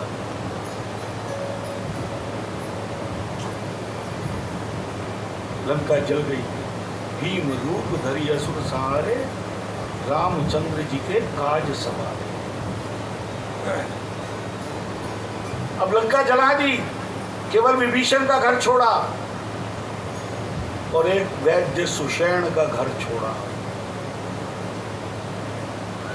जस्ट कल्पना करो कि भाई कितनी उस व्यक्ति के अंदर, हनुमान के अंदर बुद्धि होगी, प्रेजेंस ऑफ माइंड होगी, प्लानिंग होगी कि कल को युद्ध होगा। युद्ध में हमारे पास सारी वानर भालुओं की सेना है, सुग्रीव की। हमारे पास राजाओं वाली सेना नहीं है कि वैद्य या ज्योतिषी और बाकी सब भी साथ साथ चलते हैं। तो ये जो रावण का वैद्य है, ये देवताओं का भी वैद्य है सुषेण। कल को आवश्यकता पड़ सकती है युद्ध में वैद्य की, इसका घर भी बचा देते हैं। और ये राम का भक्त है विभीषण, इसका घर भी बचा देते हैं। समुद्र में गए, पूंछ को अग्नि में पानी में डाला, बुझ गई। और वहाँ से उड़कर अशोक वाटिका में आते हैं हनुमान जी महाराज और फिर सीता माता के हाथ जोड़कर नीचे बैठ जाते हैं और कहते हैं, माँ मैंने लंका की सारी अग्नि भस्म कर दी। आप अग्नि मांग रही थी ना। विरह अग्नि में जब व्यक्ति होता है, विरह की भी आग होती है। याद आ रही है मेरे को, ऐसे गाने भी सुने होंगे आपने, बड़ी याद तेरी याद आ रही है, फलाना आ रहा है। विरह की अग्नि होती है, विरह में तड़पता है आदमी जिससे प्रेम करता है। और सीता माता कह रही थी कि कहीं से अग्नि ला दे, तृष्णा में प्राण त्याग दूंगी। हनुमान जी कहते हैं, मैंने सारी लंका को जलाकर राख कर दिया है, अब आपको अग्नि की आवश्यकता नहीं पड़ेगी। अब आशीर्वाद दो और कुछ जैसे भगवान ने दिया था मुद्रिका, आप भी मुझे कुछ दे दो तो मैं भगवान को जाकर आपका संदेशा दूं। कहते हैं चूड़ामणि दी, सूक्ष्म रूप धरी सिय दिखावा, विकट रूप धरी लंक जरावा, भीम रूप धरी असुर संहारे, रामचंद्र जी के काज। हम सबका जीवन भी 100% नहीं हो सकता, मैं मानता हूं। हर एक की अपनी अपनी जिम्मेवारियां, ये भी मानता हूं। हम गृहस्थ के लोग हैं, ये भी मानता हूं। लेकिन कोई समय प्लानिंग करो अपने जीवन की। दिन में 24 घंटे होते हैं, उस 24 घंटों में से 1 घंटे में 60 मिनट होते हैं, पूरे दिन में 1440 मिनट होते हैं। सारा समय आपका है, लेकिन कोई 15 मिनट, 20 मिनट, 25 मिनट भगवान के लिए भी तो रखो। इस समय मैं और मेरा भगवान, कोई मोबाइल नहीं, कोई बच्चा नहीं, कोई पत्नी नहीं। फिर तारतम्य बनता है, फिर आप जुड़ते हैं भगवान से और फिर भगवान की कृपा होती है। एक राजा शिकार करने गया, पहले जमाने में जाते थे राजा, शिकार करते करते उसका जो अंग रखा होता है राजाओं का ऊपर जो पहनते हैं, उसका बटन टूट गया। अब अब बटन टूट जाए, हमारे जैसा आदमी तो परवाह ही नहीं करता कि टूट गया तो क्या है, किसको दिखाना है। वो राजा था, राजा की तो वेशभूषा बिल्कुल राजाओं जैसी होनी चाहिए थी। तो उसने अपने मंत्री को कहा या सिपाही को कहा कि देखो पता करो इस गांव में कोई दर्जी है। उन्होंने कहा हाँ जी एक दर्जी है, चलो बुला के लाओ उसको। वो आया, राजा ने कहा ये देखो ये बटन टूट गया हमारा, इसको लगाओ। अब राजा है, राजा का आदेश तो सब मानते हैं। उसने बटन टाँग दिया। बटन टाँगने में कितनी देर लगती है, माताएं बहनें बैठी, 1 मिनट 2 मिनट, टाँग दिया। राजा ने कहा कि बोल कितनी मजदूरी है तेरी ये बटन टाँगने की। अब वो घबरा गया। अब दर्जी की तो इस काम की कोई मजबूरी नहीं होती, फिर भी मान लो 1 आना होगी उस समय, 2 आने होंगे। अब उसके मन में भी लालच आ गया, जैसा आपको बताया था कि मैं राजा है, राजा से मांग रहा हूँ, राजा मुझे दे रहा है तो ये 1 आने का या 2 आने का काम है, मैं 2 रुपए मांग लूँ, ये तो दे देगा।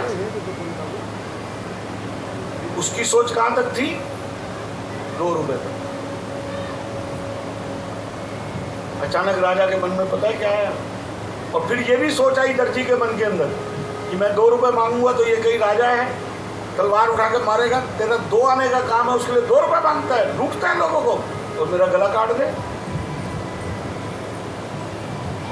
हाथ जोड़ के कहेंगे नहीं महाराज मैं आपकी सेवा करने का मौका मिल गया, यही बहुत है मेरे लिए बस। अच्छा नहीं, कल तुम दरबार में आना, वहां तुम्हें देंगे तुम्हारी मजदूरी। डरता मरता ना क्या करता, वो गया दरबार में अगले दिन, अंदर डर रहा था कि राजा पता नहीं क्या करेगा।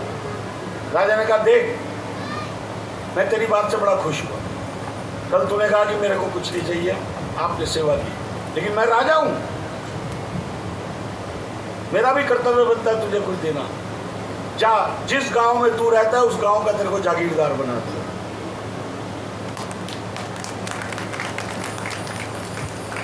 कहा गांव का एक छोटा सा दर्जी झोपड़ी में रहने वाला अब गांव का जागीरदार हो गया, सारी भूमि उसकी हो गई। प्रभु जब देने पर आते हैं तो छप्पड़, और जब लेने पे आते हैं तो उनकी लाठी में नहीं।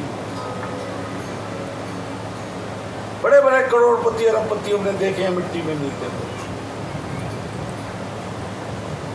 और ऐसे लोगों के बारे में भी आपने सुना होगा, यार यार इसकी तो किस्मत, भगवान की कृपा है, मिट्टी को भी हाथ लगा दे तो सोना बन जाए। किसकी कृपा से? मेहनत तो सब करते,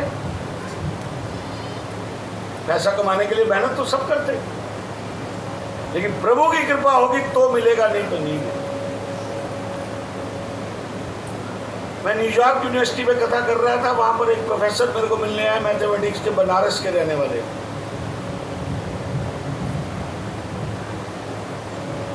तो कहने लगे आज जो आपने ये कथा सुनाई है ये मेरे ऊपर है। मैंने कहा कैसे? कहते हैं मैं जिस बनारस हिंदू यूनिवर्सिटी में पढ़ता था और वहाँ पढ़ाता था, प्रोफेसर था मैथमेटिक्स का, मैं जानता था कि मेरे से भी ज़्यादा ज्ञानी और सीनियर प्रोफेसर जिनसे मैंने शिक्षा प्राप्त की थी वो भी वहाँ पढ़ा रहे थे। जहाँ की यूनिवर्सिटी से कॉल आई, सबने फार्म भरा, कईयों ने नहीं भरा, मैंने भी भर दिया, मेरा चांस लग गया, मैं न्यूयॉर्क आ गया।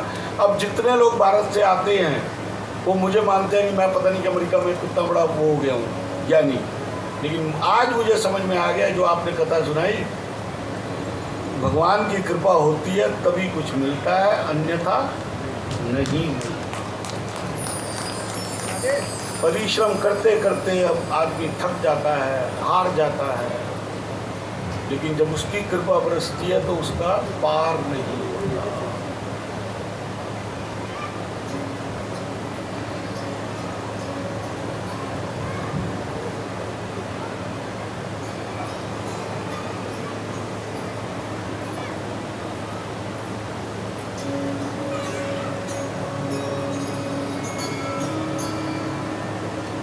जितने भी संदेश मैं आपको दे रहा हूँ कथाओं में दिए हैं, कथाओं के माध्यम से दिए।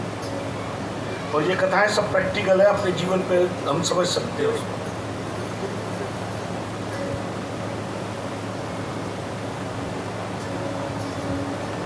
आज क्योंकि बाद में हनुमान चालीसा भी होनी है पूरी 7 बार,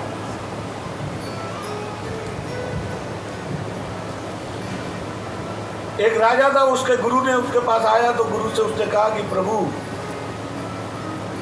स्वामी जी महाराज, मेरी बड़ी इच्छा है कि मेरा राज्य बढ़े,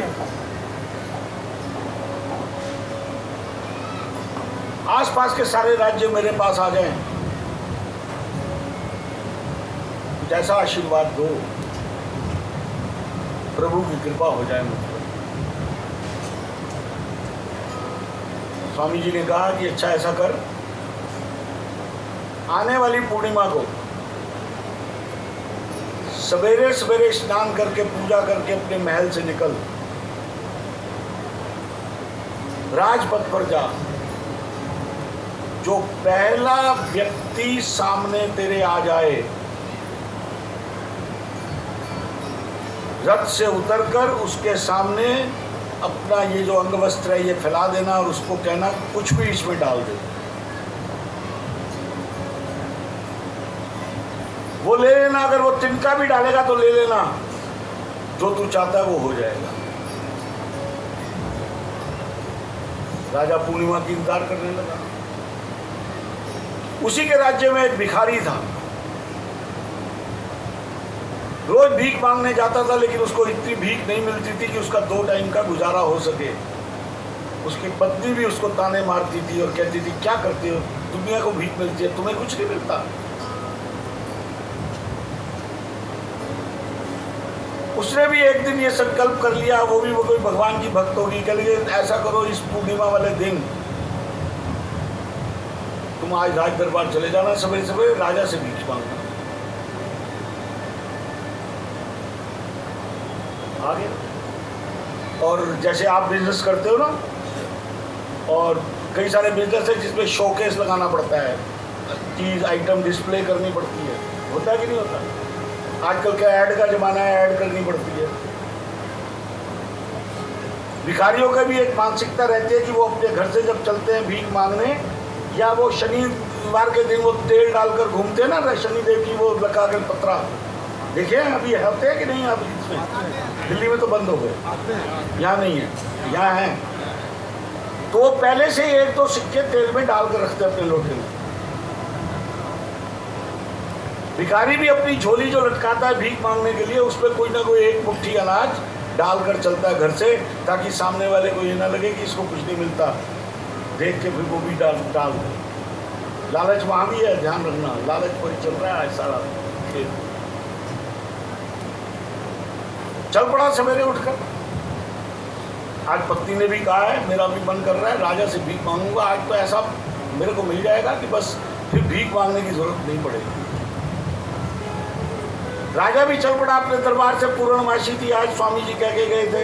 रथ पर बैठा, बाहर निकलने लगा, सिपाहियों ने सारी सड़क खाली कर रखी थी, और भिखारी को भी जिद थी कि मैं राजा से मांगूंगा, और राजा को भी जिद थी कि कोई आमने सामने आएगा उससे मांगूंगा। दोनों आमने सामने आ गए। भिखारी तो इस भाव से रथ के सामने आ गया कि मैं राजा से भीख मांगूंगा। राजा ने एक आदमी को देखा तो उसने कहा, रथ के सामने आ गया है।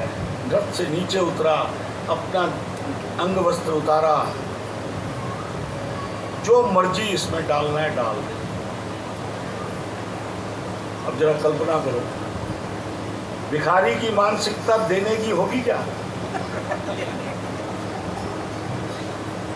जो मांगता है खुद, उससे देना तो होता नहीं। और मैं जिससे मांगने चला हूं वही मेरे से मांग ले, सांप छछुंदर वाली कहानी हो जाती है, फिर तो आदमी घबरा जाएगा। अब वो बार बार अपनी झोली के अंदर हाथ डाल रहा है, लेकिन हिम्मत ही नहीं हो रही। और इधर राजा बार बार कह रहा है, और राजा है ये, डर भी लगता है राजा से। जो मर्जी डाल दे, एक तिनका भी उठा के डाल दे, मैं लेके चला जाऊंगा।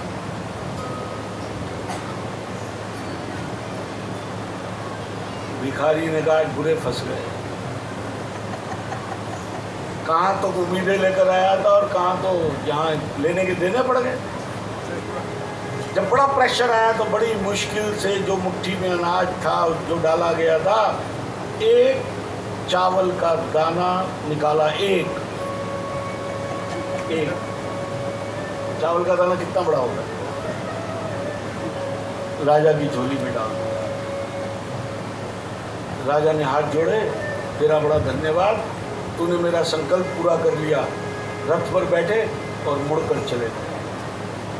अब ये खड़ा खड़ा सोच रहा है, राजा ने मुझसे मांग लिया और मेरा चावल का दाना भी ले गया। जो घर से लाया था उसमें भी कमी हो गई। घर जाके क्या मुंह दिखाऊंगा पत्नी को? खैर, अब तो कोई चारा ही नहीं है, कुछ कर नहीं सकता। वो गया गांव के शहर के अंदर भीख मांगने। रोज जितनी भीख उसको मिलती थी उससे कई गुना ज्यादा उसको भीख मिली। झोली फटने को आ गई, बल्कि एक कोई झोली और लेनी पड़ी, किसी से मांगनी पड़ी। और रात को थका आ रहा जब अपने घर पर घुसा और घुसकर भरी हुई झोलियां, थका हुआ, पत्नी भी बड़ी खुश। देखा, मैंने कहा नहीं था, राजा से मांग कर लाओ, राजा देगा तुम्हारे को। अब आदमी जब इस स्थिति में होता है तो खींच समझते हो ना, खींचता है। क्या राजा राजा लगा रखा है तुमने? अरे राजा से तो मैं मांगने गया था, उसने तो दिया नहीं, उल्टा मेरे से ले लिया। एक चावल का दाना ले लिया। अरे कोई बात नहीं, इतनी भीख मिल गई, राजा का ही कोई प्रताप होगा। लाओ झोली लेकर उसने जैसे ही उसमें बर्तन में डाला, सारा बर्तन भर गया। सबसे ऊपर एक चावल का दाना सोने का था।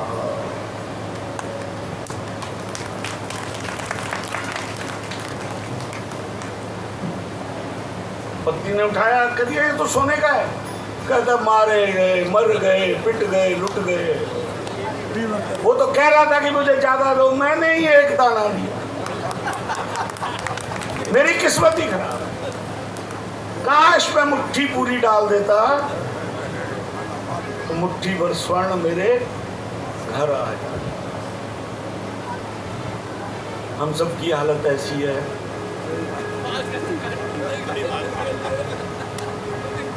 बोलो, सही बात, गलत कह रहा हूं? सबकी हालत ऐसी। देने के नाम पर कुछ देते नहीं, और जहां देते हैं, मैंने बताया था, एक एक पंखे की पंखुड़ियों पर 4 नाम होते हैं दानदाताओं के। जीते जी तो माँ बाप की सेवा नहीं कर सके, मरने के बाद उन्हीं माँ बाप को चक्कर घुमा रहे हो, चक्कर घूमने क्या है? उस भिखारी से तो एक चावल का दाना छूट गया था जो सोने का होकर वापस आया। हमसे तो वो भी नहीं छूटता आज देने के नाम पर।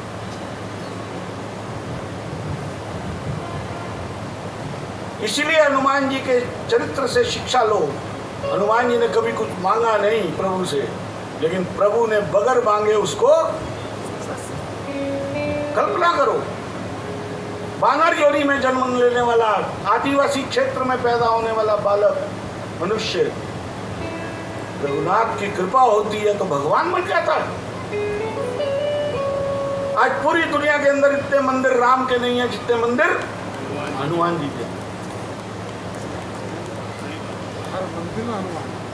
जापे कृपा राम की होई, तापे कृपा करे सब।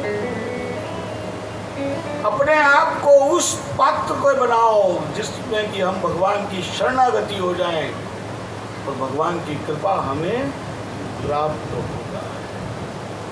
फिर किसी से कुछ मांगना, किसी से कुछ। इस 5 दिन की कथा का यही सार है जो मैंने पहले दिन से अभी तक आपको कहा। भगवान से प्रार्थना करना सीखो। भगवान के गुणों में से सारे गुण नहीं आ सकते, कोई एक गुण सीखने की कोशिश करो। केवल ज्ञान नहीं, केवल कर्म नहीं, पर्सनैलिटी, व्यक्तित्व वो भी बनाओ। और फिर भगवान की कृपा कैसे प्राप्त करनी, उसके लिए जो भी कर्म करना पड़े उसको करो। और जो व्यक्ति, जो मनुष्य भगवान की शरणागति में चला जाता है, उस पर भगवान की कृपा होती है। मैं भी आप जैसे परिवार में से ही हूँ, गृहस्थी, व्यापारी घराने से, लेकिन भगवान की कृपा हुई। भगवान ने एक श्रेष्ठ कार्य हमारे हाथों से करवाना था, माध्यम हमें बना लिया, सहयोगी मित्र बना दिए अच्छे, समाज ने इसमें साथ दे दिया, और श्री हनुमान धाम की स्थापना हो गई रामनगर छोई के अंदर। पूरे विश्व का पहला हनुमान जी का तीर्थ धाम, जहाँ हनुमान जी के 21 स्वरूप, टोटल 21 स्वरूप है हनुमान जी के, उनके दर्शन एक ही स्थान पर होते हैं। आप में से जो गए होंगे उन्होंने किया होगा। जब उसका निर्माण कार्य शुरू किया था, हमारे उसमें से पहले सतनाम जी हैं जिन्होंने अपनी जमीन भी उस समय प्रदान की थी, जिस भूमि पर वो बैठा हुआ है, हनुमान जी बैठे हैं इस समय। तो पहले 3-4 महीने निकल गए, ट्रस्टी नहीं बनते थे, पैसा नहीं आ रहा था। क्या हुआ भाई? फिर भगवान से प्रार्थना की कि भाई क्या गलती हो गई हमारे से, आपका कार्य कर रहे हैं, और फिर ट्रस्टी बनने शुरू हुए। आज पूरे देश भर से 1800 ट्रस्टी हैं। 2 तरह की ट्रस्टीशिप रखी, एक साधारण 1.25 लाख रुपया, और एक पैक्टर ट्रस्टी, संरक्षक ट्रस्टी 5.25 लाख डोनेशन है। एक थोड़ा सा उसको कैटेगराइज कर दिया, समाज की यही रीत है। आपके धामपुर से भी बहुत ट्रस्टी, शायद लक्ष्मी जी भी ट्रस्टी है हमारे, हाँ आप भी, अशोक जी भी ट्रस्टी हैं, और भी हैं। आपको मैं आमंत्रण देने आया हूँ, हनुमान कथा तो है ही, परिवार के साथ हनुमान जी के दर्शन करने आओ, देखो, दर्शन करो। बच्चों को पता ही नहीं है हनुमान जी का ये स्वरूप क्या है।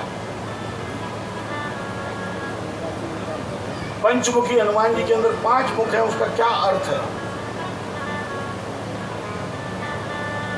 आप लाएंगे, बच्चों को समझ में आएगी, जुड़ेंगे हमारी संस्कृति से, हमारे धर्म से, सनातन धर्म से।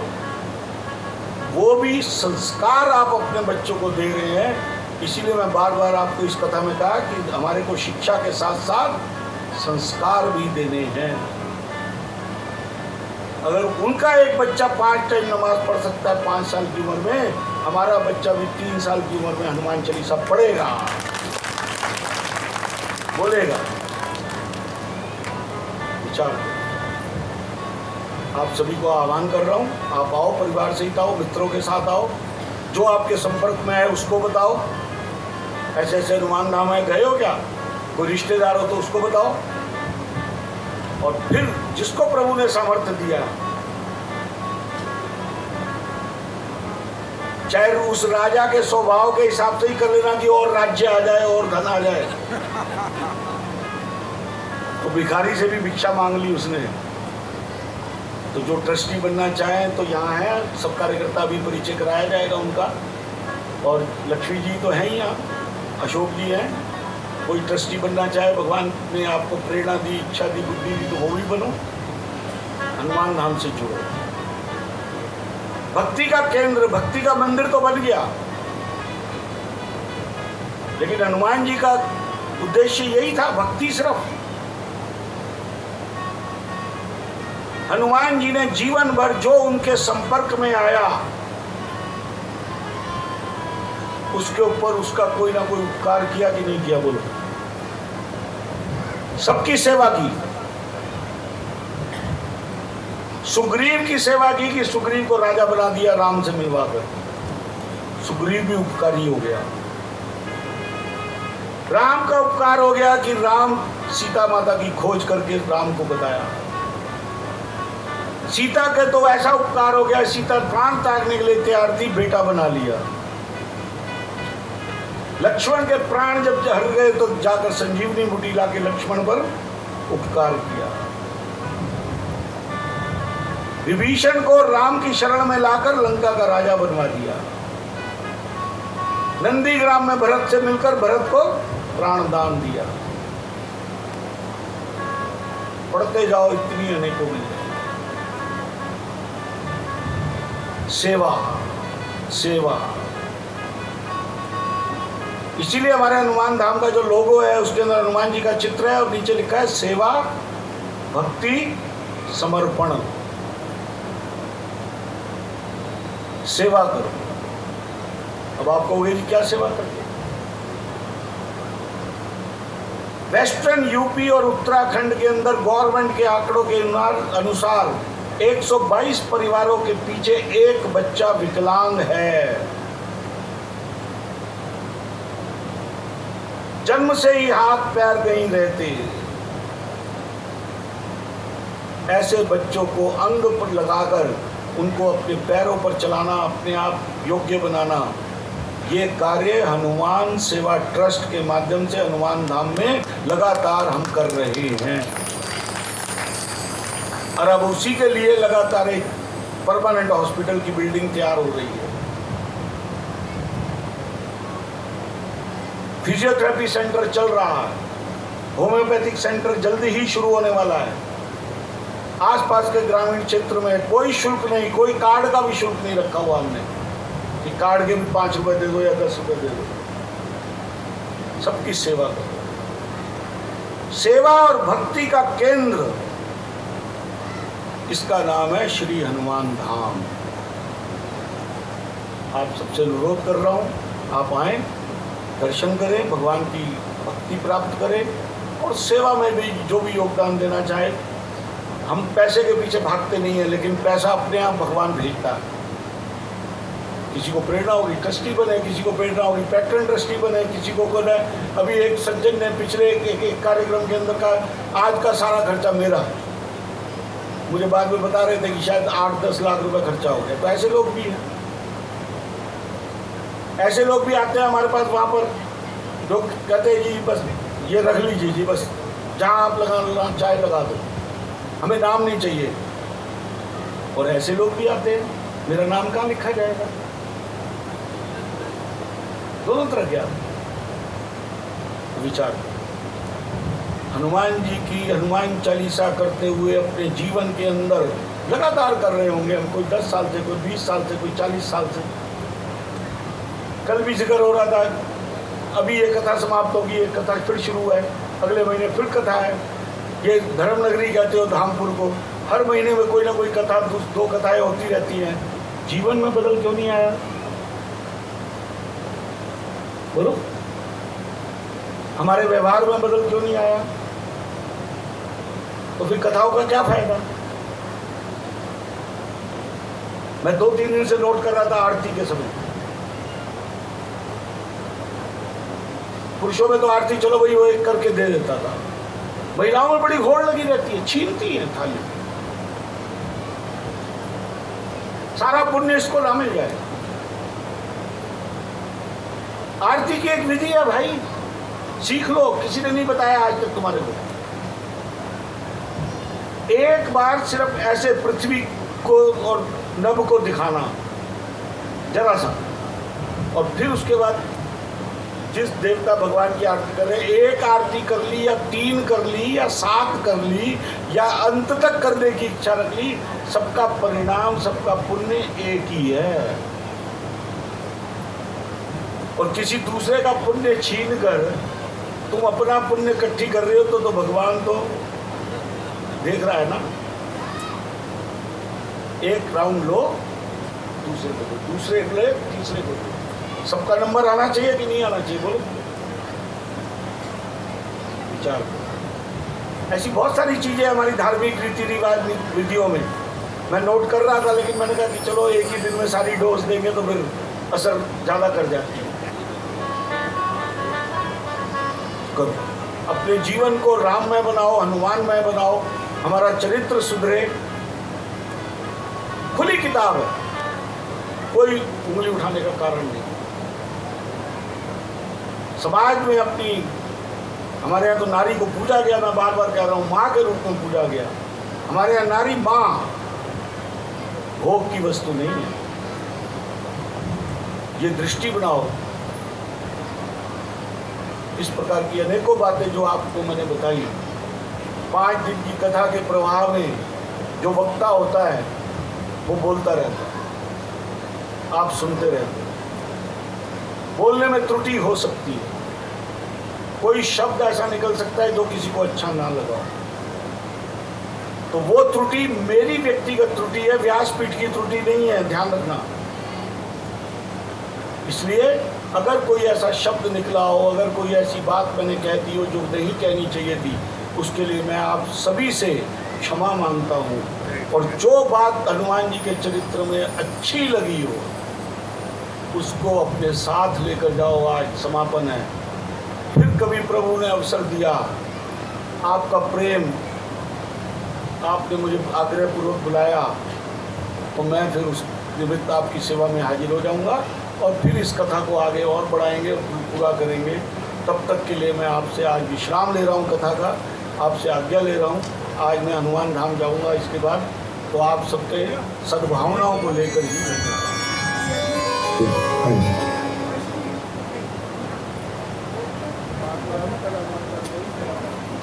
नाम नहीं बताना। चलिए, बहुत अच्छी बात है। अशोक जी, हमारे अशोक जी और दिनेश जी बैठे हैं ना।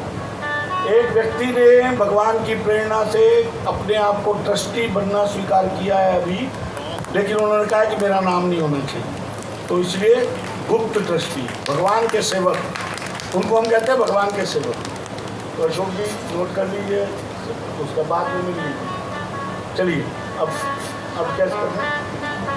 बोलिए सद्गुरुदेव भगवान की जय।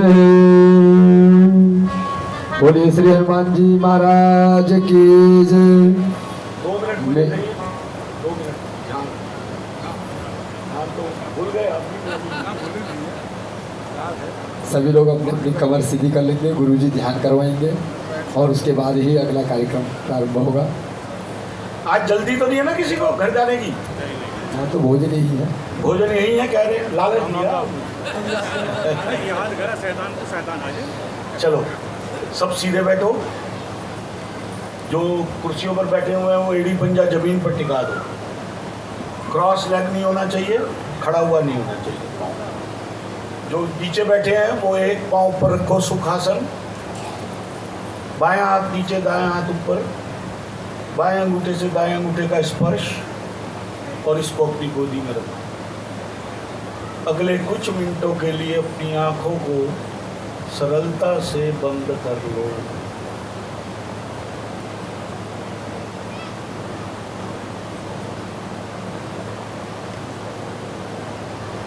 बंद आँखों के सामने छाए हुए गहरे अंधकार में माथे के मध्य में जहाँ तिलक और बिंदी लगती है उसे आज्ञा चक्र कहते हैं। वहीं पर अपने ध्यान को केंद्रित करो।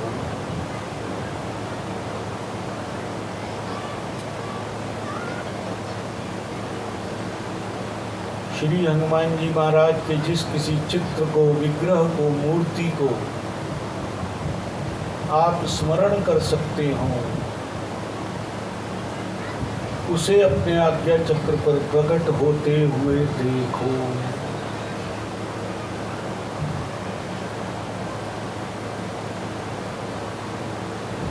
केवल और केवल दर्शन मात्र, कुछ मांगना नहीं, कोई इच्छा नहीं। इच्छा है तो केवल एक, प्रभु आपकी शरण में रहूं।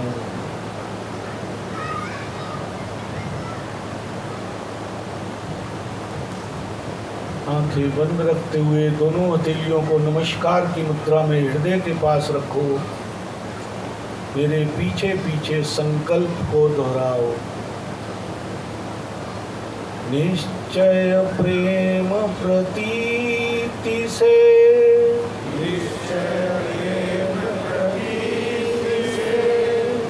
सदा करूं उर ध्यान, सदा करूं उर ध्यान, जाके कारज सकल शुभ, जाके कारज सकल शुभ, सिद्ध करे हनुमान, सिद्ध करे हनुमान। श्री हनुमान जी के चरणों में विनती करते हुए दोनों हथेलियों को रगड़ो, तेजी से रगड़ते हुए हथेलियों को अपनी आंखों पर टिकाओ, हल्का सा दबाव दो और अपनी आंखें खोलो। श्री हनुमान जी की मंगल कृपा और उनका आशीर्वाद हम सभी भक्तों को समान रूप से प्राप्य हो, इसी मंगल कामना के साथ इस कथा को यहाँ विश्राम देते हैं। फिर जब कभी प्रभु की आज्ञा हुई तो आपके बीच में आकर आगे इस कथा को पढ़ाएंगे। बोलिए मर्यादा पुरुषोत्तम श्री रामचंद्र भगवान की जय। बोलिए श्री हनुमत धाम की जय। बोलिए छोई ग्राम की जय। सजनों, अष्टादश पुराण वेत्ता आध्यात्मिक योग गुरु जी का शुभ प्रवचन आप लोगों ने 5 दिन पर्यंत यहाँ पर सुना है। आज हनुमत धाम से भी कुछ विशिष्ट जन यहाँ पर उपस्थित हैं। हमारी कमेटी उनको आहूत करते हुए सम्मानित करना चाहती है। श्रीमान अशोक बंसल जी कार्यकारिणी अध्यक्ष हैं। जोरदार तालियों से आपका स्वागत और निवेदन। आप आएंगे। कथा के अध्यक्ष श्रीमान हमारे A.K. सक्सेना जी और मुख्य जजमान श्रीमान लक्ष्मीकांत अग्रवाल जी, अशोका होंडा वाले श्रीमान अशोक अग्रवाल जी से निवेदन किया करके सम्मानित करेंगे जोरदार तालियों के साथ। और इसी के साथ श्रीमान दिनेश अग्रवाल जी वरिष्ठ उपाध्यक्ष हनुमत धाम से यहाँ पर उपस्थित है। जोरदार तालियों के साथ आपका स्वागत। और अपने जगदीश अरोड़ा जी से निवेदन, D.K. सलूजा से निवेदन और मनोज रस्तोगी जी से निवेदन कि हमारे अतिथियों का एक पटका डाल करके और स्मृति चिन्ह दे करके सम्मानित करेंगे। जोरदार तालियों से पुनः बाहर से हमारे अतिथि लोग आए हुए हैं। और जो इतना विशाल जो श्री हनुमत धाम की जो स्थापना है और गुरु जी के द्वारा हनुमान जी का चरित्र समाज में उपस्थापित करते हुए बताया जा रहा है, उन्हीं के ये मूल स्तंभभूत हैं। श्रीमान सतनाम जी संयुक्त महामंत्री हैं। सतनाम जी का हार्दिक अभिनंदन हमारे इस पवित्र मंच पर धर्मनगरी धामपुर में। और मैं निवेदन करूंगा उनको भी प्रतीक चिन्ह देकर के और पटका उड़ा करके सम्मानित करेंगे। और राजेंद्र अग्रवाल जी व्यवस्थापक हैं हनुमत धाम के, तो निवेदन राजेंद्र अग्रवाल जी से निवेदन आएंगे और हमारे छोटे से सम्मान को स्वीकार करते हुए हम लोगों को कृतार्थ करेंगे। जोरदार तालियों से आपका स्वागत। और श्री संतोष जी कार्यालय मंत्री हैं, मैं निवेदन करता हूं आ जाएंगे। डॉक्टर NP सिंह जी जहां भी यहाँ पर हों तो आ जाएं। और अमखेड़ा से हमारे अखिलेश जी यहाँ पर आए हुए हैं। बाहर से आए हुए अतिथियों का स्वागत।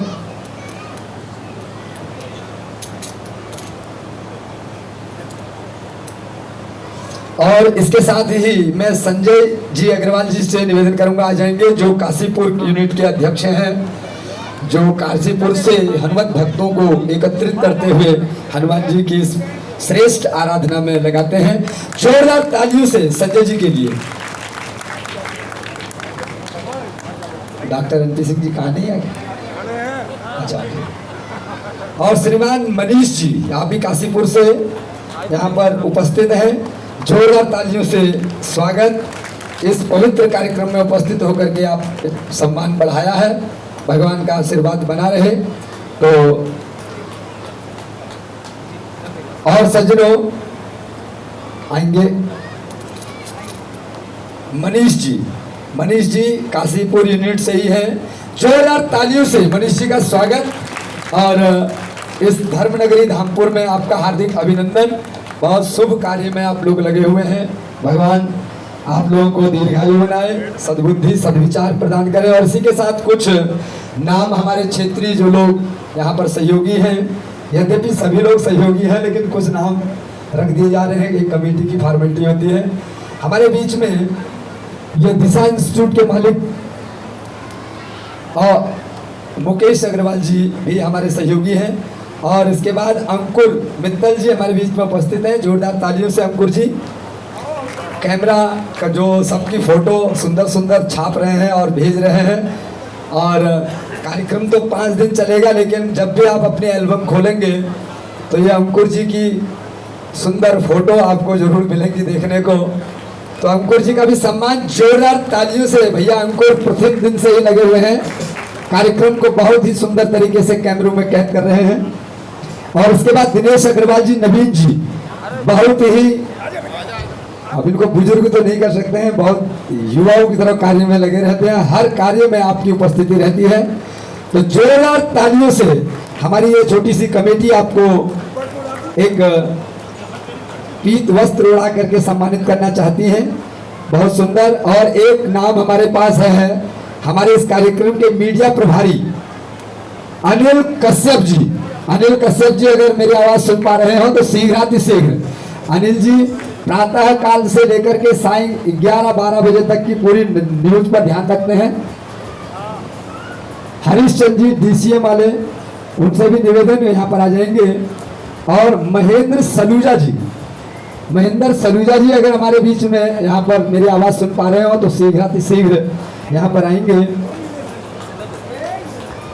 और अभय गोयल जी, श्रीमान अभय गोयल जी, मनोज गुप्ता जी तेल वाले, निवेदन थोड़ा सा नाम अधिक है इसलिए फटाफट। और उसके बाद अनिल कुमार जी जुनेजा जी, जोरदार तालियों की गड़गड़ाहट मंच से आपका हार्दिक अभिनंदन करते हैं। श्रीमान अनिल सचदेवा जी, जय अम्बे गोल्ड हाउस वाले,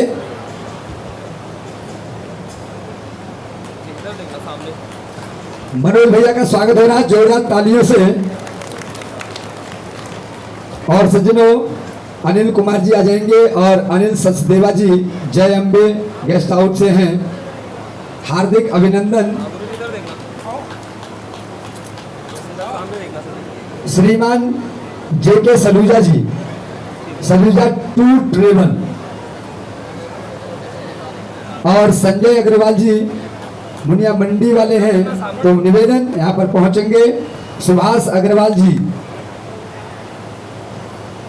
अनुपम गोयल जी और नीरज गोयल जी स्वास्थ्य गारमेंट वाले। हमारे श्रीमद हनुमत भक्ति प्रचार मंडल के अध्यक्ष अरुण अग्रवाल जी भूरे बतासे वाले, तो बड़े प्रेम के साथ